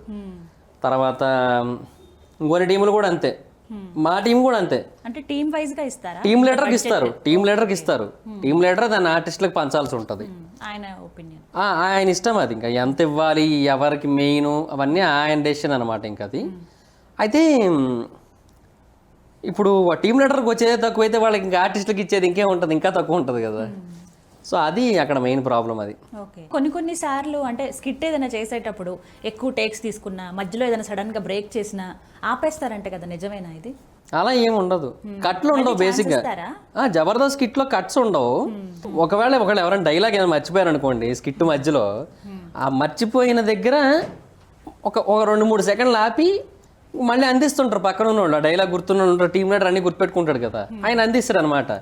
అందిస్తే మళ్ళీ ఓకే ఓకే సారీ అని చెప్పి కంటిన్యూ అని చెప్పి అని చెప్తారు. ఓకే రెడీ కంటిన్యూ అని డైరెక్టర్ అంటారు. మళ్ళీ అక్కడ నుంచే రోల్ కంటిన్యూ అవుతుంటుంది. ఒక్కొక్కసారి చాలా అంటే ఒక్కోసారినే కాదు, కొన్ని సందర్భాల్లో సుధీర్ అండ్ టీం వీళ్ళందరూ చెప్పారు, మేము అసలు ప్రాక్టీసే చేయలేదండి, అంటే డైరెక్ట్గా స్టేజ్ మీద వచ్చి చేసేస్తున్నాం. అంటే అది కాన్ఫిడెన్సా ఓవర్ కాన్ఫిడెన్సా? అలాంటప్పుడు కూడా వాళ్ళకి టైటిల్ విన్నర్గా ఇస్తూ ఉంటారు. చాలా సార్లు వచ్చాయి వాళ్ళకి అలాగే.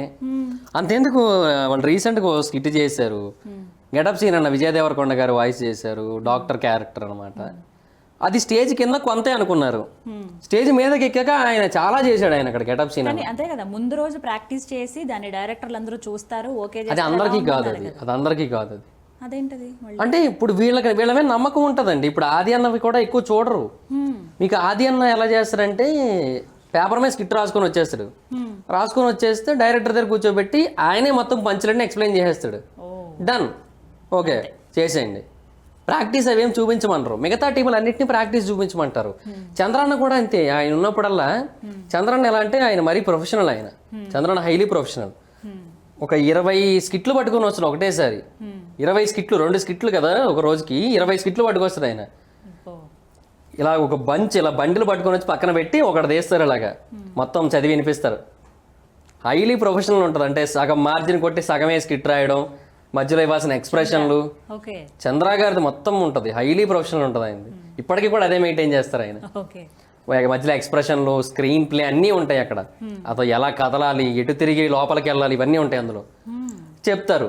అది బాగుందనుకో, డైరెక్టర్లు బాగుందని చెప్తారంటే అప్పుడు ఓకే డన్ అని చెప్పి పక్కన పెడతారు, ఇంకోటి తీసి చెప్తారు. లేదు బాగాలేదంటే బాగాలేదా. కొంతమంది కొన్నే వింటారనమాట, మిగతావన్నీ మిగతా వాళ్ళందరూ చూపించమని చెప్తారు. పక్కా చూపించాలి మిగతా వాళ్ళందరూ. వీళ్ళు ఏం చేసి చెప్పేస్తే సరిపోద్ది. సుధీర్ అన్న వాళ్ళదైతే జస్ట్ లైన్ చెప్తే సరిపోద్ది. అరే ఇది చేద్దాం అనుకుంటున్నారా, చేసేయండి. ఇందాక చంద్ర టాపిక్ వచ్చింది కాబట్టి అడుగుతున్నాం. కొన్ని రోజులు అంటే కొన్ని వీక్స్ ఆయన మధ్యలో కనపడలేదు జబర్దస్త్ చేసినప్పుడు. చంద్ర ఎందుకని? ఆయన చాలాసార్లు కనపడలేదు అనుకుంటా. ఎందుకని అంటే రీజన్ ఏముంది? డైరెక్షన్ డిపార్ట్మెంట్తో లేకపోతే ప్రొడ్యూసర్తో గొడవ అయ్యి చంద్ర వెళ్ళిపోయారు అనే మాట విన్నాం మేము. నిజమా ఇది? మరి అప్పుడు వెళ్ళిపోయింది ఎందుకో మరి నాకు తెలియదు. ఎందుకంటే మొదట్లో 2 సార్లు వెళ్ళిపోయారు ఆయన. అప్పుడు సంగతి ఏమో మరి నాకు తెలియదు. మరి రీసెంట్గా వెళ్ళిపోవడం అయితే మాత్రం నాకు తెలుసు అంతే. అంతకుముందు పేమెంట్ కోసం అని నేను ఒకసారి విన్నాను. మరి పేమెంట్ తక్కువ ఇస్తున్నారని చెప్పి వెళ్ళిపోయారు. మళ్ళీ పిలుపు వచ్చింది, పేమెంట్ కొంచెం ఎక్కువ మాట్లాడారు, వచ్చేసారు. జబర్దస్త్ చేసిన ప్రతి ఒక్కరు కూడా మేము జబర్దస్త్ లో చేసామని చెప్పి హ్యాపీగా ఫీల్ అవుతున్నారు. వాళ్ళకి అవకాశాలు అలాగే వస్తాయి. రీసెంట్ గా బిగ్ బాస్ వెళ్ళిన అవినాష్ ని చూస్తే అదే అనిపిస్తుంది. అయితే ఈ క్రమంలో ఆయన కూడా చాలా సందర్భాల్లో ఆ షోలో కూడా కొన్ని మాటలు మాట్లాడారు. నా లైఫ్ ఇది, ఇంక నేను అది పూర్తిగా వదిలేసి వచ్చాను అన్నారు. అంటే నిజంగానే జబర్దస్త్లోకి రావాలంటే, అందులో చెయ్యాలంటే బాండ్ రాయాల్సి ఉంటుందా? అందరికీ కాదు, ఆర్టిస్టులకు ఏమి ఉండదండి. టీమ్ లీడర్స్కి ఈ మధ్య పెట్టారు. అది కూడా ఎప్పుడు అదిరింది వెళ్ళిపోయిన తర్వాత పెట్టారు. అదిరింది అనేది ఒక టైప్ ఆఫ్ అది దాన్ని ఏమంటారు, ఒక చిన్న రిమైండర్ ఇచ్చింది అందరికీ కూడా, మెయిన్ మల్లెమాలకి. అదిరిందికి ముందు అసలు ఎక్కడా మాకు అగ్రిమెంట్లు లేవు అసలు. స్వేచ్ఛగా బతికే వాళ్ళు అందరూ కూడా. ఎప్పుడైతే అదిరింది పెట్టిందో వాళ్ళు వెళ్ళిపోయారో వాళ్ళు అక్కడ రాయించుకున్నారు కదా, అందుకని వీళ్ళు కూడా ఇక్కడ మొదలు పెట్టారు. ఎలా రాయించుకుంటారు? అగ్రిమెంట్ అనేది ఎలా ఉంటుంది? 2 ఏళ్ళు ఖచ్చితంగా చెయ్యాలి. వేరే ఛానల్స్ లో, కామెడీ షోస్ లో ఎక్కడ చేయకూడదు. చెయ్యాలంటే మా దగ్గర నుంచి నో అబ్జెక్షన్ లెటర్ తీసుకోవాలి. అలాగే అవినాష్ డబ్బులు కట్టారంటారు ఈ రోజులో. అదే ఒకటి బాండ్ బ్రేక్ చేస్తే 10 లక్షలు కట్టాలి. 10 lakhs కట్టారా? 10 lakhs కట్టాలి. అవినాష్ కట్టేసి వెళ్ళాడు. అది ఆయనే చెప్పాడు, నేను చెప్పేది ఏముంది, ఇంటర్వ్యూలో ఆయనే చెప్పాడు. ఆయన కట్టారా అంటే కట్టాను, 10 లక్షలు కట్టేసి వెళ్ళాను అన్నాడు ఆయన కూడా. అదే జరిగింది. అది అప్పుడే చెప్పాడు మాకు వాళ్ళ బ్రదర్ అజయ్. అప్పుడే చెప్పాడు 5 లక్షలు నేనే ఇలా పట్టుకొని వెళ్ళి ఇచ్చాను అంటుంది అజయ్ అయితే. బట్ వచ్చేది అంత ఉంటుందా తర్వాత సంగతి? తర్వాత సో బిగ్ బాస్ మీద ఆయనకు వచ్చిందండి, బాగానే వచ్చింది. సో బిగ్ బాస్ మీద మధ్యలో ఒక చోట ప్రైజ్, అదే ఫ్యాషన్ షో లాంటి దాంట్లో బిగ్ బాస్లోనే ఒక టాస్క్లో గెలిచాడు. అది కాకుండా ఇంకా వేరే వచ్చాయి. తర్వాత బిగ్ బాస్ తర్వాత మొత్తం స్టార్మా అన్నిట్లోనే ఆయనే ఉన్నాడు. ఆయన స్టార్మా ఈవెంట్లో, స్టార్మా ప్రోగ్రాముల్లో, వేరే షోల్లో అన్నిట్లో ఆయనే ఉన్నాడు. ఆయన మళ్ళీ తనకి జబర్దస్త్లోకి ఎంట్రీ లేదా? ఇంకా ఏం ఉండకపోవచ్చులేండి, ఇంకా వాళ్ళకి రిక్వైర్మెంట్ లేదు. ఓకే, చాలా మంది ఉన్నారు కాబట్టి చాలా ఉంది. అవసరం ఉంటేనే కదా ఎవరైనా పిలిచేది. అవును. ఇప్పుడు ఈసారి బిగ్ బాస్ కి ఎవరెవరు వెళ్ళబోతున్నారు? మీ పేరు ఉందని విన్నావు, నిజమేనా? లేదులేండి, ఇంకా నన్ను అంతవరకు అయితే ఇంకా ఏం రాలేదు. కానీ ఇంకా అంటే డిస్కషన్ సంగతి కూడా ఏమో నాకు ఏం తెలియదు. కానీ నన్ను కూడా ఒకరు అడిగారు నువ్వు వెళ్తున్నావా అని చెప్పి నాకే ఇంకా ఫోన్ ఏం రాలేదు, ఇంకా మీకెట్లా తెలిసిందా? బట్ అవకాశం వస్తే వెళ్తారా? ఇంట్రెస్ట్ ఉందా మీకు ఆ గేమ్? చాలా ఇంట్రెస్ట్ అండి బిగ్ బాస్ అంటే. మొదట చాలా సార్లు చెప్పాను కూడా నేను ఈ విషయాన్ని, బిగ్ బాస్ అంటే చాలా ఇంట్రెస్ట్. ఇప్పుడు అంటే అన్నారు జబర్దస్త్ నుంచి కూడా ఒకరిని ఖచ్చితంగా తీసుకుంటారు అని అన్నారు. అంటే ఎవరని మీకు అనిపిస్తుంది? ఇప్పుడు ఉన్న వాళ్ళలో ఎవరికైనా అవకాశం వస్తుందా మీకు తెలిసినంత వరకు ఇన్ఫర్మేషన్ ఏమైనా? ఏమో మరి నాకు తెలిసినంత వరకు అయితే ఎవరు లేదు. లాస్ట్ టైం నరేష్ని అడిగారు ఓ అని విన్నాను నేను, అంటే మా వాళ్ళు చెప్తుంటే విన్నాను నేను. వాడిని అడిగారు బట్ వాడు వెళ్ళడానికి భయపడి ఆగిపోయాడు. ఆ తర్వాత అవినాష్ అన్నకి ఆపర్చునిటీ వచ్చింది అని చెప్పి, అది మరి ఇక ఏమో మరి తెలియదు కదా. మరి ఈసారి కూడా తన్నే అడుగుతారో ఏమో మరి, అసలు కన్ఫామ్గా చెప్పలేం మనం. ఇంకా కొంతమంది పేర్లు వినిపిస్తున్నాయి. షణ్ముఖ్ జశ్వంత్ పేరు ఒకటి, శ్రీరెడ్డి గారి పేరు ఒకటి, సుధాకర్ కోమాకల అదే లైఫ్ ఇస్ బ్యూటిఫుల్ నాగరాజు ఆయన పేరు ఒకటి, యాంకర్ శివ, ఇంకేవో కొన్ని పేర్లు వినిపిస్తున్నాయి కానీ అవి తెలియదు మనకి కూడా లాస్ట్ మినిట్ వరకు కన్ఫామా కాదా అని. అంతే. ఇంకా పటాస్ వచ్చిన తర్వాత జబర్దస్తి కాస్త ఇబ్బంది కలిగింది అనే మాట నిజమేనా? నమ్ముతారా అది మీరు? పటాస్ వచ్చిన తర్వాత నేను అన్నాను, పటాసులో స్టాండప్ల బదులుగా స్కిట్లు స్టార్ట్ అయిన తర్వాత అనేది నా ఫీల్. అదే జరిగింది కూడా. మేమందరం కొంతమంది వెళ్ళి స్కిట్లే చేశారు అక్కడ పటాస్లో. ఇంకా అది స్టాండప్ వేరు, స్కిట్లు వేరు. 2 షోల్లోని స్కిట్లే ఉంటే ఇంక 2 షోలు ఎందుకు చూస్తారు? ఏదో ఒకటే చూస్తారు. మళ్ళీ వీళ్ళే అక్కడ కూడా కనబడతారు అక్కడ. అది ఈ విషయం అప్పట్లో భరత్ గారు కూడా చెప్పారు, నితిన్ భరత్లు కూడా. వాళ్ళు వెళ్ళిపోవడానికి అసలు కారణం ఏంటి? అసలు డైరెక్టర్లు మారారంటేనే చాలా సర్ప్రైజ్. తక్కువ, అది చాలా తక్కువ ఉంటుంది అట్లా. ఎందుకు నితిన్ భరత్ దూరం అవ్వాల్సిన సిచ్యువేషన్ ఏంటి? అంతగా ఏం జరిగింది అక్కడ? అది వాళ్ళకి కూడా చాలా డిఫికల్టీస్ ఎదురయ్యి. వాళ్ళు ఒకప్పుడు అక్కడ ఎలా అంటే మెయిన్ వాళ్ళు ఏం చెప్తే జరిగేది. జబర్దస్త్లో ఈ టీం ఉండాలి అంటే ఆ టీం ఉండేది, ఈ టీం వద్దు తీసేయండి అంటే తీసేసేవారు. అంత పేరు ఉండేది వాళ్ళకి ఒకప్పుడు. అది తర్వాత ఏమైంది, వాళ్ళకి ఆ ఇంపార్టెన్స్ తగ్గించారు. రాను రాను ఆర్టిస్టులను పెట్టారు, జబర్దస్త్ ఆర్టిస్టులని తీసుకెళ్ళి పెట్టారు మళ్ళీ పటాస్ 2.0 అని చెప్పి. అప్పుడు భరత్ గారు దీన్ని అబ్జెక్ట్ చేశారు. జబర్దస్త్ ఆర్టిస్టులు అందరూ పటాస్లో చేస్తున్నారు, అక్కడ కూడా స్కిట్లే చేస్తున్నారు, 2 ఒకటే అయిపోతున్నాయి, రేటింగ్ డీవియేట్ అవుతుంది, పీపుల్ డీవియేట్ అవుతున్నారు, అది ఇదని చెప్పి ఆయన ఇష్యూ చేసి ఆపడానికి ట్రై చేశారు మా ఆర్టిస్టులందరినీ కూడా. ఈ విషయంలో మేనేజ్మెంట్కి వాళ్ళకి ఈ మధ్య గొడవ జరిగింది.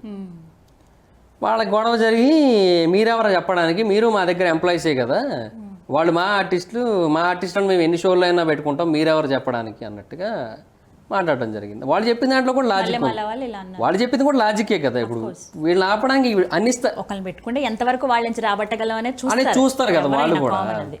అయితే ఈ మాట మళ్ళీ అనడానికి ముందు ఇంకో ఇన్సిడెంట్ జరిగింది D11లో. D11లో ఏమైందంటే, D11 ఫైనల్స్కి ఫస్ట్ RR వాళ్ళు వస్తారని చెప్పి రూమర్ వచ్చింది. తర్వాత వాళ్ళు ఎవరు రాలేదు, శేఖర్ మాస్టర్ అనౌన్స్ చేశారు విన్నర్ని.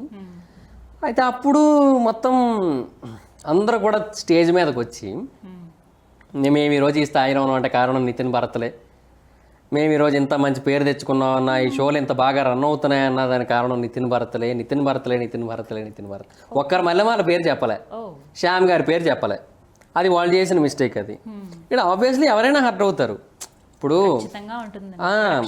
అంటే అంత అందించేదంతా వాళ్ళే కదా, మొత్తం ప్రొడక్షన్ ప్రొడ్యూస్ అన్ని వాళ్ళేది కదా. జస్ట్ డైరెక్షన్ చేసినందుకు అసలు వీళ్ళ గురించి మర్చిపోయి వాళ్ళ గురించి పొగిడితే అది తప్పే కదా మరి. అది జరిగింది. ఆ తర్వాత వీళ్ళ ఇంపార్టెన్స్ తగ్గింది. ఆ ఇంపార్టెన్స్ తగ్గిన టైంకి పటాస్ ఇష్యూ వచ్చింది. పటాస్ ఇష్యూ టైంలో ఇంకా వీళ్ళ మాట అసలు చెల్లుబాటు అవ్వలేదు. ఇంకా ఆ టైంలో కంప్లీట్గా వీళ్ళ ఇంపార్టెన్స్ తగ్గిపోయింది. వెళ్ళిపోవాల్సి వచ్చింది. అప్పుడు అంటే ఇంపార్టెన్స్ లేని టైంలో ఉండి వేస్ట్ అనేది అనిపించింది ఏమో మరి వాళ్ళకి, వెళ్ళిపోయారు. ఇంకా అండ్ ఈటీవీలో ఒక్కోసారి మనకి ఈవెంట్స్ వస్తూ ఉంటాయి, ఫెస్టివల్కి సంబంధించి ఈవెంట్స్ చేస్తూ ఉంటారు కదా, అప్పుడు ఆ ప్లానింగ్ అంతా ఎవరు చేస్తారు? అంటే డైరెక్టర్లు రైటర్లు కూర్చొని కాన్సెప్ట్ అనుకుంటారు. ఓకే. అందులో కూడా కొన్ని నార్మల్ ఉంటాయి, కానీ కొన్ని మీరు చూసే ఉంటారు. అంటే రీసెంట్గా వచ్చినవి అయితే వర్షకి లేకపోతే మాన్యువల్ వీళ్ళిద్దరికి కొంచెం లవ్ అఫేర్ లాగా ఉండడం కానీ, అయితే సుధీర్కి అలాగే రష్మికి పెళ్ళే చేసేసారు. సో ఇవన్నీ ప్లానింగ్ అంతా ఎవరు? డైరెక్టర్లదే. ఆ సుధీర్ రష్మి గారి పెళ్లి ప్లాన్ ఏమో భరత్ గారిది, భరత్ నితిన్ భరత్లు ఇద్దరు కూడా. ఇప్పుడు ఈ ఇమాన్యుల్ వర్ష ప్లాన్ ఇప్పుడు డైరెక్టర్లు. ఓకే. ఇప్పుడు ఎవరున్నారు డైరెక్టర్లు? ఎక్స్ట్రా జబర్దస్త్కి శ్రీపాద గారు, మణికంఠ గారేమో జబర్దస్త్కి డీకి.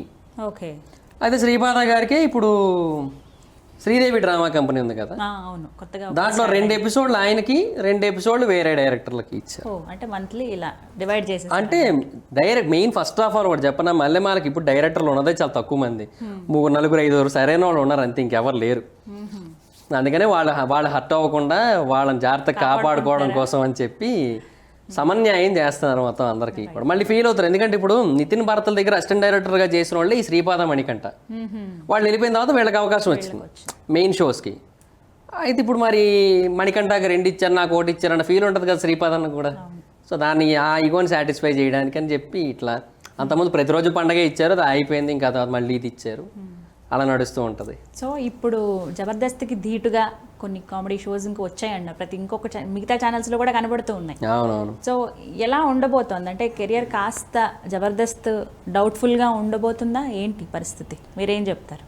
అండ్ నేను ఏమంటున్నా అంటే ఎన్ని వచ్చినా జబర్దస్త్ కొట్టలేకపోయాయి, అదైతే వాస్తవం. జబర్దస్త్ అనేది ఒక స్టాండర్డ్ షో అయిపోయింది, ఎన్ని వచ్చినా కూడా దీని కాపీ అన్న పేరే వస్తున్నాయి తప్పిస్తే అరే కొత్త షో వచ్చిందిరా అన్న పాయింట్ లేదు కదా. సో దానివల్ల ఏమవుతుందంటే దీని స్థాయిని తగ్గించలేకపోయారు. కానీ ప్రజలకి కూడా ఇంటి దగ్గర కూర్చొని పర్టికులర్గా 9:30 అవుతుంది, అమ్మో ఈరోజు లక్షవారం జబర్దస్త్ వస్తుంది, ఆది గారు వస్తారు అని చెప్పి చూడడం, ఆ ఇంట్రెస్ట్ పోయింది. తర్వాత శుక్రవారం నాడు ఎక్స్ట్రా జబర్దస్త్ వస్తుంది, అది చూడాలన్న ఇంట్రెస్ట్ పోయింది. యూట్యూబ్లో వస్తాయిలే స్కిట్లు, యూట్యూబ్లో చూసుకోవచ్చులే, ఎవడు చూస్తారు ఇప్పుడు టీవీలో కూర్చొని అని చెప్పి అన్న ఒక పాయింట్ అయితే ప్రజల్లో ఇంకా అలా వచ్చేయడం వల్ల టీవీలు చూసే వాళ్ళ సంఖ్య తగ్గిపోయి రేటింగ్ తగ్గిపోయింది. అంటే నాగబాబు గారు వెళ్ళిన తర్వాత డ్రాస్టిక్ చేంజ్ కానీ అంత మార్పు ఏం చూడలేదా? అంటే అది కూడా వచ్చిందిలేండి, కానీ నాగబాబు గారు వెళ్ళిపోవడానికి ముందు 8.5 అలాగే ఉండేది రేటింగ్, ఆయన వెళ్ళిపోయిన తర్వాత 8.5 అలాగే వచ్చింది. అది పెద్ద ఏం మార్పు రాలే. కాకపోతే ఆయన లేని లోటు తెలుస్తుంది కదా, మాకు తెలుస్తుంది, ఆడియన్స్కి తెలుస్తుంది, చూసే వాళ్ళకి తెలుస్తుంది. కాకపోతే వాళ్ళు ఇంకా అలా కంటిన్యూ అయిపోయారు అంతే, అలవాటు పడిపోయి. ఇప్పుడు వచ్చిన కొత్త వాళ్ళు కావచ్చు, ముందున్న సీనియర్లు వేణు ధనరాజు వీళ్ళందరితో అదిరింది, అది ఎంతవరకు ఎఫెక్ట్ చూపించింది జబర్దస్త్ మీద అంటే కొంత చూపించిందండి, అది ఎక్కువ చూపించలేదు. ఎందుకంటే మీకు సేమ్ టైమింగ్స్ అనుకోండి, 2 ఒకేసారి పెట్టారనుకోండి. ఇప్పుడు దానికి డైరెక్టర్ నితిన్ భరత్, అదిరిందికి నితిన్ భరత్, అదిరింది బొమ్మ అదిరిందని మళ్ళీ మ్యాచ్ ఇంకో సీజన్ చేశారు, దానికి వాళ్ళే. కరోనా కాటేసి అయిపోయింది అనుకోండి, అది వేరే విషయం. కానీ ఇప్పుడు చేయట్లేదు లేదు, అదిరింది అయిపోయింది, ఇప్పుడు ఓకే కంప్లీట్ అయిపోయింది. మేబీ చేస్తే ఇంకోటి ఏదైనా చేయాలేమో తప్పిస్తే అయిపోయింది. ఇక చాలా షోస్ అయిపోయింది పోటీగా వచ్చినవి. ఇక కామెడీ స్టార్ సంగతి ఏమో తెలియదు మరి నాకు. ఫస్ట్ ఎపిసోడ్ రేటింగ్ బాగానే వచ్చింది, 9.8 దాకా వచ్చింది. సెకండ్ ఎపిసోడ్ మళ్ళీ 4 ఎంతో వచ్చిందని చెప్పి విన్నాను నేను. మళ్ళీ అదో తగ్గుతోందని కూడా వింటున్నా, మరి అదెన్నాళ్ళు కంటిన్యూ అవుతుందో మనం చెప్పలేం అంతే. ఇంకా సో రీజన్ ఏంటి అసలు మీరు బయటికి రావడానికి? నేను బయటికి రావడం కంటే అదే, నా టీం తీసేసినప్పుడు కూడా నేనేం ఫీల్ అవ్వలేదు, మా టీంని తీసేసినప్పుడు కూడా నాది జీవంది. అయితే నన్ను మళ్ళీ ఆర్టిస్ట్గా పెట్టారు వేరే టీంలో. పెట్టిన తర్వాత అక్కడ సరిగ్గా రోల్స్ వచ్చేవి కాదు, అందుకని మళ్ళీ డైరెక్షన్ డిపార్ట్మెంట్ దగ్గరికి అన్న ఇక్కడ బాగాలేదన్న పరిస్థితి, వేరే టీంలో ఏమైనా పెట్టండి అన్న అంటే సరే అని చెప్పి వాళ్ళు తాగుబోతు రమేష్ గారి టీంలో వేశారు. అది అందులో వేసిన తర్వాత మళ్ళీ అక్కడ చిన్న ప్రాబ్లం వచ్చింది నాకు. ఏంటి, అందులో జీవను శాంతి కుమార్ వేరే టీం లీడర్లు అయ్యారు మళ్ళీ. సో ఆ టైంలో నన్ను అందులో వేశారు. మళ్ళీ అక్కడ శాంతి కుమార్కి ఏదో ఇష్యూ అయ్యి ఆయన మళ్ళీ ఇటు వచ్చిన తర్వాత నాకు చెప్పకుండా నన్ను తీసేశారు ఇందులోంచి. నెక్స్ట్ డే మార్నింగ్ చెప్పారు నాకు తీసిన తర్వాత. అసలే సెల్ఫ్ రెస్పెక్ట్ ఎక్కువ, అది ఇక్కడ దెబ్బతి. అది ఎప్పుడైనా ఇన్ని రోజులు మీ కెరియర్లో ఈ సెల్ఫ్ రెస్పెక్ట్ వీటి వల్ల ఇబ్బంది పడ్డ రోజులు ఉన్నాయా? ఉన్నాయి. ఆర్పి అన్న దగ్గర కూడా నేను చాలాసార్లు గొడవలు పడ్డా ఈ విషయంతోనే. ఒకసారి ఒక ఇన్సిడెంట్ జరిగింది, అది వేరే టీమ్ లీడర్కి సంబంధించి, వేరే ఆర్టిస్ట్కి సంబంధించి. సో ఆ టైంలో ఇంకా ఆర్పి అన్న ఏమో ఆర్టిస్ట్కి సపోర్ట్ చేశాడు, నేనేమో టీమ్ లీడర్కి వైపు నుంచే మాట్లాడడానికి ఇష్టపడతా. అంటే ఈయనది తప్పు లేదు, ఆర్టిస్ట్దే తప్పు అనేది నా ఫీల్. అయితే ఈయనేమో లేదు టీమ్ లీడర్దే తప్పు అని. నేను ఒప్పుకోలే, నాకు నచ్చలేదు, ఆయనతో వాదించాను, గొడవలు కూడా అయ్యాయి ఆ టైంలో. అలా ఉంటాయి కొన్ని. ఆయనతో ఒకసారి పేమెంట్ విషయంలో గొడవలు అయ్యాయి నాకు. తడివేలని ఒక సీనియర్ ఆర్టిస్ట్ని ఆయన జస్ట్ ఊరికే ఫన్నీగా ఎట్కారం చేస్తుంటుంటే నేను దాని గురించి వ్యతిరేకించాను, నాకు నచ్చక, అప్పుడు గొడవ అయింది. ఇలా చాలా జరిగాయి. మళ్ళీ నార్మల్ అయిపోతాం, ఒక రోజు 1-2 రోజులు అంతే. అంతే సీరియస్ అవుతారు, తర్వాత మళ్ళీ సర్లే కానీ స్కిట్ ప్రాక్టీస్ అలా నడిచిపోతుంటది. ఆయన చాలా మంచి మనిషి ఆర్పి అన్న, కోపం ఎక్కువ కానీ చాలా మంచి వ్యక్తి. చాలా మందికి భోజనం పెడతారు ఆయన. షూటింగ్ లో షార్ట్ టెంపర్ అంతే. అంతే, ఆయన ఒక్కడే 2-3 టీములు భోజనాలు పెట్టిన సందర్భాలు కూడా ఉంటాయి. ఆర్పి తడివేలు గారితో ఒకసారి బయటికి వెళ్ళినప్పుడు తడివేలు గారికి తెలిసిన పర్సన్ ఒక అతను హాస్పిటల్లో ఉన్నారంటే ఈయన కూడా జస్ట్ వెళ్ళారు అలాగే వెళ్తూ వాళ్ళ పరిస్థితి చూసి ఆన్ స్పాట్ 30,000 తెప్పించి ఇచ్చారు వేరే వాళ్ళ ద్వారా. అట్లా ఉంటాయి, చాలా మంచి వ్యక్తి, కథ కోపం ఎక్కువ. అలా ఉంటుంది అంతే. ఈరోజు ఆయన వల్లే నేను ఎంతమంది తెలిసాను. అయినా కూడా ఆయనలో ఉన్న కోపాన్ని బయటకు చెప్పకూడదు అన్న పాయింట్ నాలో ఉండదు, నేను చెప్పేస్తా. ఆయనలో కోపం ఉంటుంది, మంచి ఉంటుంది, రెండు ఉంటాయి. మీకు బాగా ఇష్టమైన మంచి ఎవరు అక్కడ జబర్దస్త్లో? మీరు బయట గెటప్ సీన్ అంటే బాగా ఇష్టం. నచ్చేవాళ్ళు ఎవరు? గెటప్ సీన్ అన్న అవునా? చాలా మంచి వ్యక్తి, అంటే అందరికి సపోర్ట్ చేస్తారండి. అంతెందుకు లాక్డౌన్ టైంలో కూడా చిన్న చిన్న ఆర్టిస్టులు అందరికీ కూడా పేమెంట్లు పంపించారు ఆయన అభి అన్న కలిసి. ఫోన్లు చేసి అరే ఖర్చులకు డబ్బులు మీకు ఎక్కడి నుంచి వస్తాయి, పంపిస్తున్నాం కొంత తీసుకోండి, జాగ్రత్తగా ఖర్చు పెట్టుకోండి, మళ్ళీ అవసరం ఏమైనా ఉంటే చెప్పండి, ఫోన్ చేయండి, మళ్ళీ పంపిస్తాము, జాగ్రత్తగా ఉండండి అని చెప్పి లాక్డౌన్ టైంలో కూడా మొత్తం అన్ని క్లోజ్ మే టైంలో ఆ టైంలో పంపించారు అందరికి.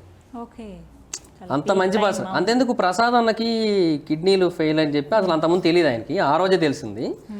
బ్లడ్ వస్తుంటే ఏమైందని చెప్పి ఆయనకి అర్థం కాక ఆయన ఆలోచిస్తుంటే కిందనే గెటప్ సీన్ అన్న రాంప్రసాద్ అన్న అందరూ ఉన్నారట. అప్పుడు ఏదో ఈవెంట్కి వెళ్ళి వచ్చారు, ఆ డబ్బులు 50,000 ఉంటే అలాగా ప్రసాద్ అన్నకి ఇచ్చేసి ఎల్రా హాస్పిటల్కి అని చెప్పి ఇచ్చారు. ఇదే విషయం ప్రసాద్ అన్నే చెప్పాడు ఇది ఇంటర్వ్యూలో. చెప్తున్నా అంత మంచి పర్సన్ ఆయన, అసలు జెన్యున్గా ఉంటారు. నేను ఒక గొప్ప ఆర్టిస్ట్ అన్న ఫీల్ ఉండదు, ఓవర్ యాక్షన్ ఉండదు. ఈ చిన్న చిన్న ఆర్టిస్టులు కూడా కొంతమంది ఓవర్ యాక్షన్ చేస్తుంటారు అక్కడ. ఈ సుధీర్ రాంప్రసాద్ శ్రీనుల్లో అంటే శ్రీను ఇష్టం, గెటప్ సీన్ గారే కాదు సుధీర్ అన్న. అంటే రాంప్రసాద్ అన్న కూడా చాలా ఇష్టమే. చెప్తున్నా కదా టీం మొత్తం చాలా మంచి టీం అండి. సన్నీ అన్న, సుధీర్ అన్న, రాంప్రసాద్ అన్న, గెటప్ సీన్ అన్న అందరూ చాలా మంచి వాళ్ళు. ఆ టీం మొత్తం కూడా అంటే మొత్తం అందరూ కూడా వేరే వాళ్ళ గురించి కూడా ఆలోచించే వాళ్ళే. కానీ చాలా మంది చెబుతూ ఉంటారు రోజా గారు వెనకాల ఉన్నారు సుధీర్ వెనకాల, అందుకనే తను అంత హైప్ సడన్ గా రావడానికి రీజన్ అని చెప్తూ ఉంటారు. అలా ఏం లేదు. అప్పట్లో అయితే నాగబాబు గారు కూడా ఉన్నారు అలాగే. అయితే అప్పట్లో నాగబాబు గారికి సుధీర్ అన్న అంటే ఇష్టమే. అందరూ కలిసి ఇళ్ళకి వెళ్ళి మాట్లాడుతూ ఉండేవారు. నిహారిక మ్యారేజ్ అయిన తర్వాత కూడా చాలా మందికి పిలిచి మరి పార్టీ ఇచ్చారంట కదా. అవును, అదే చెప్తే పర్సనల్ గా ఓన్లీ జబర్దస్త్ ఆర్టిస్ట్ పిలిపించారు. చిరంజీవి గారికి కూడా గెటప్ సీన్ అన్న, అభి అన్న చాలా అభిమానం చిరంజీవి గారికి కూడా. చిరంజీవి గారు ఆబ్వియస్లీ అందరికీ రెస్పెక్ట్ ఇస్తారు, కానీ గెటప్ సీన్ గారిని చూసా అయ్యో సీన్ గారు రండి కూర్చోండి మాట్లాడినాను అంత ఉంటుంది గెటప్ సీన్ అంటే అక్కడ సిచ్యువేషన్. అభి అన్నది ఏంటంటే మీలే ఎవరు కోటేశ్వరుడికి చిరంజీవి గారు చేసినప్పుడు అభి అన్న ప్రోగ్రామ్కి మెయిన్ పర్సన్గా చేశారు. సో అలా కూడా కొంత ర్యాప్ ఉంది వాళ్ళకి. అలా అన్నీ ఉన్నాయి. బేసిక్గా మెగా ఫ్యామిలీతో మంచి కాంటాక్ట్స్ అయితే అందరికీ ఉన్నాయి, కానీ కొంతమంది మంచివాళ్ళు బాగా. అభి అన్న, గెటప్ సీన్ అన్న చాలా మంచివాడు, యాటిట్యూడ్ ఏమి ఉండదు వాళ్ళకి. సో మొత్తానికి ఇప్పుడు చక్కగా హ్యాపీగా యూట్యూబ్ ఛానల్స్ అయితే రన్ చేస్తున్నారు. అసలు ఏంటి ప్లాన్, ఏంటి ఏమవుదా ఇంకా అంటే టార్గెట్స్ ఏమైనా ఉన్నాయా? ఫర్దర్గా పాలిటిక్స్ మీద ఇంట్రెస్ట్ ఉంది. సో నాకు ఒక 30 చూద్దామనా నేను ఎంటర్ అవుదామని.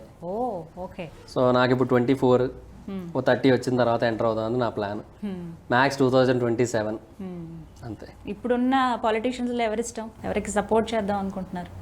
అంటే పర్టికులర్గా అంటే ఎవరిలోని పూర్తి స్థాయిగా క్వాలిటీస్ నాకు కనిపించలేదండి. ఇప్పుడు చంద్రబాబు నాయుడు గారిలో విజన్ బాగుంటుంది, బట్ ఆయనలో బ్యాడ్ క్వాలిటీస్ కూడా కొన్ని ఉన్నాయి. పవన్ కళ్యాణ్ గారు వ్యక్తిగతంగా మంచి వ్యక్తి, కానీ ఆయన ఒంటరిగా ఎందుకు పోరాటం చేయలేకపోతున్నారో నాకు అర్థం కావట్లే. బీజేపీతో కలవడం అనేది మిస్టేక్. జగన్ గారు ఏంటంటే ఎవరిని నమ్ముతున్నారో ఆయనే అర్థం చేసుకోవాల్సి ఉంటుంది. దానికి ఇంత పెద్దవాళ్ళ గురించి నేను మాట్లాడే స్థాయి ఇప్పుడు నాకు లేదు, కానీ జగన్ గారు వెనకున్న వాళ్ళు కొంతమంది రాంగ్ పర్సన్స్ ఉన్నారు. సో వాళ్ళ కారణంగా అంటే మాది అందరికీ తెలిసిందే లేండి, మళ్ళీ ఎందుకులేండి ఇప్పుడు పేర్లు ఎందుకులేండి, కానీ ఉన్నారు కొంతమంది ఉన్నారు ఆయన పార్టీలో. సో వాళ్ళందరి చుట్టూ ఉండడం వల్ల ఆయన కూడా బ్యాడ్ అయిపోవడం ఇట్లాంటివి కొన్ని ఉంటాయి. అందరిలోని ఉన్నాయి బ్యాడ్ క్వాలిటీస్. ఇక పర్టికులర్గా విజన్ అంటే నాకు ఇష్టం కాబట్టి ఇంకా నేను విజన్ కోటేస్తాను, చంద్రబాబు నాయుడు గారికి కూడా కాదు. నేను మొన్న ప్రీవియస్ ఇంటర్వ్యూలో అదే చెప్పాను, చంద్రబాబు నాయుడు గారి విజన్ అంటే ఇష్టం అని చెప్పగానే ఇంకా నాకు అది చూసి కొంతమంది నా ఛానల్ కామెంట్లోకి వచ్చి టీడీపీ కుక్క, బొల్లిబాబు కుక్క ఇట్లాంటి కామెంట్లు వస్తుంటాయి కదా. ఏం కాదు, నాకు చంద్రబాబు నాయుడు గారు అన్నా పూర్తిగా అభిమానం లేదు, పవన్ కళ్యాణ్ గారన్నా పూర్తిగా అభిమానం లేదు, జగన్ గారన్నా లేదు. నాకు విజన్ అంటే ఇష్టం. ఒకవేళ ఇదే విజన్ నాకు జగన్ గారి దగ్గర కనబడింది అనుకోండి, నేను ఆయన ఇష్టపడడం స్టార్ట్. ఏ ఇయర్ లో వెళ్దాం అనుకుంటున్నారు? ఎంట్రీ ఎప్పుడు ఉంటుంది? 26 ఎండింగ్ ఆర్ 27 స్టార్టింగ్. నాకు చెప్పాను కదా నాకు 30 years రావాలనేది నా పాయింట్. అప్పటి వరకు గ్రౌండ్ వర్క్ చేసుకుంటా, పీపుల్ గురించి తెలుసుకుంటా, సైకాలజీస్ గురించి తెలుసుకుంటా, రిక్వైర్మెంట్స్ చేస్తారు. పాదయాత్ర స్టార్ట్ చేస్తారా? ఎలా స్టార్ట్ చేస్తారు? ఇప్పుడు ఆలోచిస్తానండి అవన్నీ. పాదయాత్ర కాన్సెప్ట్ అయితే ఉంది నాకు కూడా. ఓకే. కాకపోతే మన స్టేట్ గవర్నమెంట్ నుంచి లీగల్ ఇష్యూస్ రాకుండా చూసుకుంటూ కోర్టు నుంచి ముందుగానే కొన్ని జాగ్రత్తలు తీసుకొని అవన్నీ చేయాలనేది నా అంటే పాయింట్. ఇప్పుడు ఎలా వెళ్ళినా ఒక పార్టీకి మద్దతు ఇవ్వడం, సపోర్ట్ చేయడం ఉండాల్సిందే కదా. అదేదో మనమే పార్టీ పెడితే అయిపోయింది కదా. పెడతారా పార్టీ? పెడితే మంచిదే కదా. కామెడీగా కాదు, నేను సీరియస్గా అడుగు. నేను సీరియస్గానే చెప్తున్నా, పెడితే మంచిదే కదా. మనకంటూ వ్యక్తిత్వం ఉండి ఆ వ్యక్తిత్వాన్ని మనం మన పార్టీలోనే చూపించుకోగలిగితే గొప్ప విషయమే కదా. రైట్. ఎవరి దగ్గరకు వచ్చేదే కంటే. ఫ్యూచర్ పాలిటిషియన్ ఎక్స్పెక్ట్ చేస్తున్నాము. ఏమోనండి, నేను నాకు నచ్చినట్టు ఉంటాను. నేను ప్రజలకి అంటే నేను డబ్బులు పంచను, జెన్యున్గా ఉంటాను. ఎంతవరకు అయితే అంతవరకు ప్రయత్నిస్తాను. ఇంకా తర్వాత విజయం వస్తుందో లేదా అన్నది దేవుడికి వదిలేయడమే. చూద్దాం ఏం జరుగుతుందని. Thank you so much Mahidhar, చాలా విషయాలు మాట్లాడుకున్నాం. థ్యాంక్ యూ అండి. ఆల్ ది బెస్ట్ చెప్తున్నాం. చక్కగా యూట్యూబ్ చాలా మీరు ఇందాక అన్నట్టుగానే రన్నింగ్లో ఉంది, హైప్ ఇంకా వెళ్ళాలి, ఇంకా సబ్స్క్రైబర్స్ మంచిగా పెరగాలి, మీకు మంచి ఫ్యూచర్ ఉండాలని, పొలిటికల్ ఎంట్రీ కూడా త్వరలో చూడబోతున్నామని ఎక్స్పెక్ట్ చేస్తున్నాము. థ్యాంక్ యూ సో మచ్ అండి. థ్యాంక్ యూ అండి. Thank you so much.